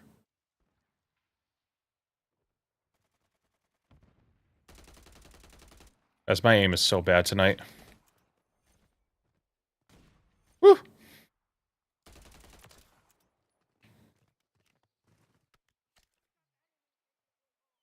And finish my reload. Yeah, DX3 Pro Plus is great. The only drawback is it's a 3.5 millimeter only. If it had quarter-inch or balance as well for 200, I think it'd be even better. But it sounds fantastic, especially for IEMs. Like, with the Orchestra Lite that I'm using right now, that is a great pairing. Like, 550 all in, and that's pretty much end game for games like Call of Duty. Oh, shoot. Why is that sniper so hardcore camping that spot? You will like the Atlas Air. I think it sounds insane. What are you doing, teammate?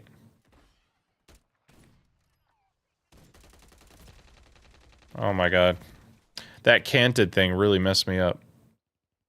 I wish they didn't do that by default. Yeah, Zendak 2 is warm. I think the 3 is going to be more neutral. That's my speculation. I gotta get this game over with.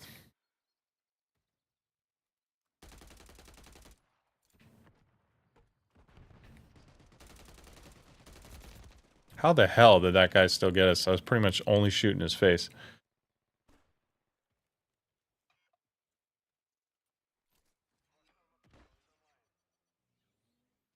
Uh-oh. Nope, saw him.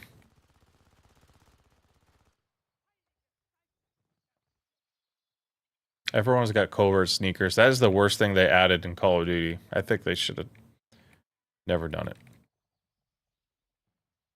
They really need to simplify some of the perks in general. These guys love to camp, this other team. Constantly just sit there. Whoa. Oh, is there still someone here? How on earth?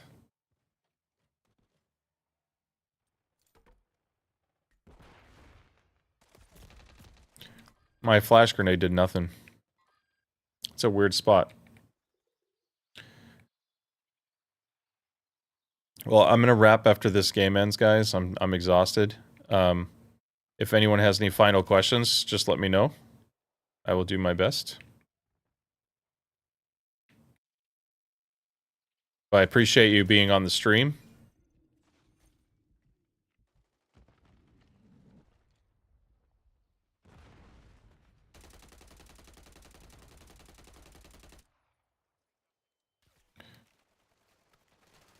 That guy is still in there.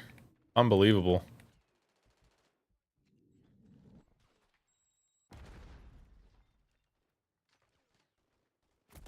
Oh. This...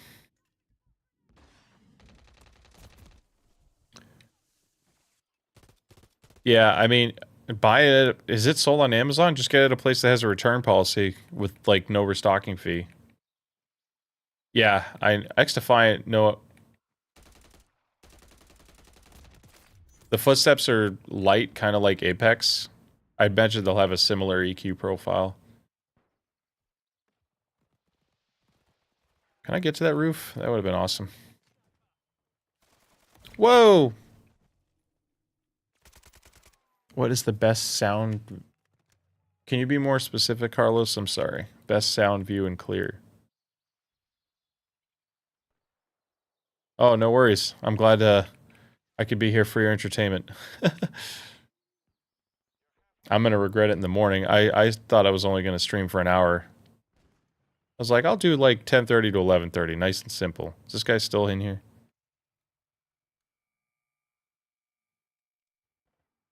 Our teammates there.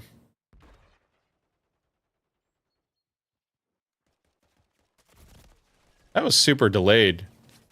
I don't know why that was so far behind. Like, I heard it clear as day.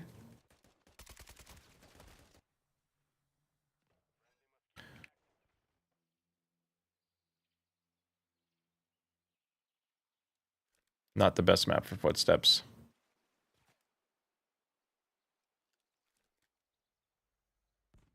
Yeah, I think I got all the questions answered. I think we're good.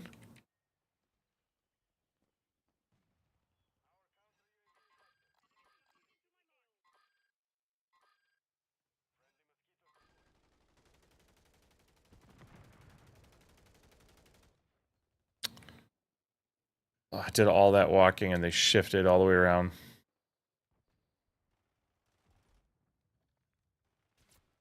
Yeah, yeah, yeah.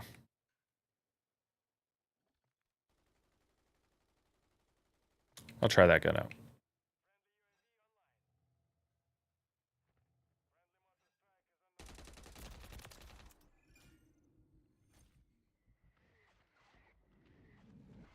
Yeah, more coffee. I don't know how great it is for work. It has flip to mute mic, which I think is good for work because you know you're muted. Um, microphone performance is okay.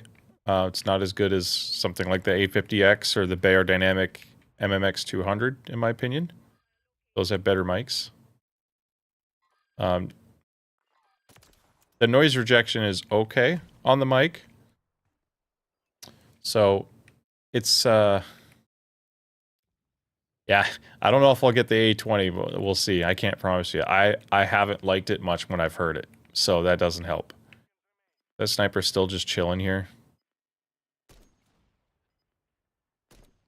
What? Oh my god.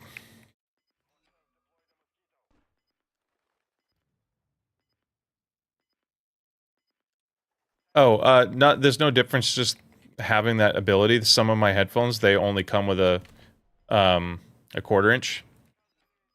So I just like having the flexibility. I don't want to have to buy an adapter just to plug in my headphones to a DAC. That's the only reason why I don't use the DX Plus as much.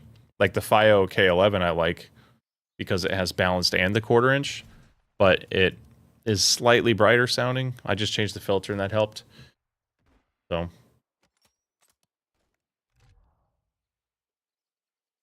yeah, that's true. Black Shark has a really good mic. Excuse me. And it's really comfortable. So yeah, I would think that's even better for work. Great point. Even the cheaper, honestly, aside from like the bug with Bluetooth for custom EQ on Bluetooth, the Black Shark Hyperspeed for 130 bucks is so good for comfort and the mic. The sound quality is not great, but for the day job, it's an excellent headset. All right, well, I think I got like one challenge done on this gun. Maximum effort.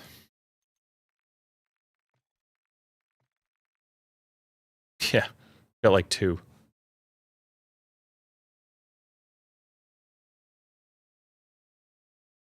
You can Yeah, the Atlas Air mic is detachable. That was one thing I missed saying in my review. I just was so focused on other stuff, so sorry. But I'm going to start yawning way too much because it's 1 a.m. and I got to wake up in like 5-6 hours. So we'll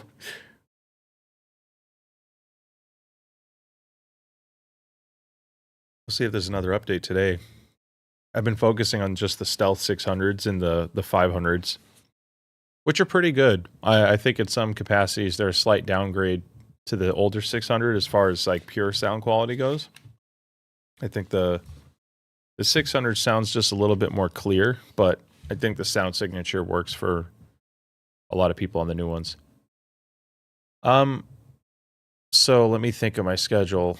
I have these headsets that are coming out.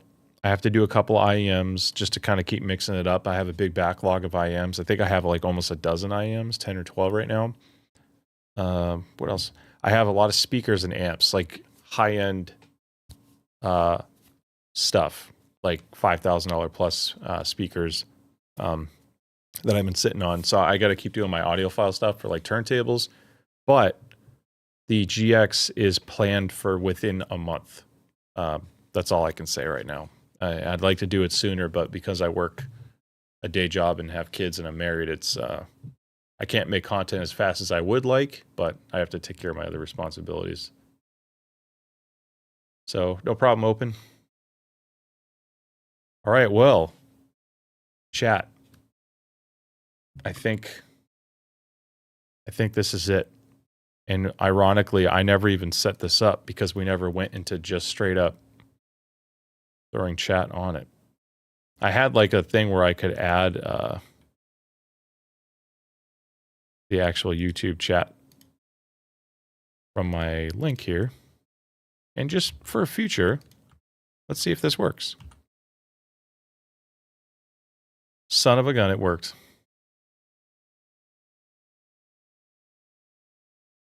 That kind of worked. It's just a HTML inject.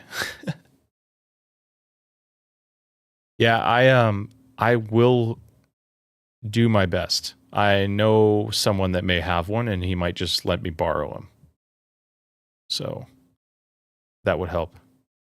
Yeah, I really should, huh? Thank you all so much for the support. Really do appreciate it. This is a fun stream. I like answering a lot of questions. It's just I like just hanging out with the group, the community. It's fun. Yeah, and I'm glad some people found some stuff helpful and I got your questions answered. I try to keep up with comments, but I honestly am really struggling to keep up with them lately. So if I ever missed any of your comments and you're watching, I'm sorry. I will do my best to see them in the future. Yeah. All right. Well, I am going to get some sleep. Thank you all again so much for hanging out with me tonight, and I will see you when the stealth video drops. I'll catch you later.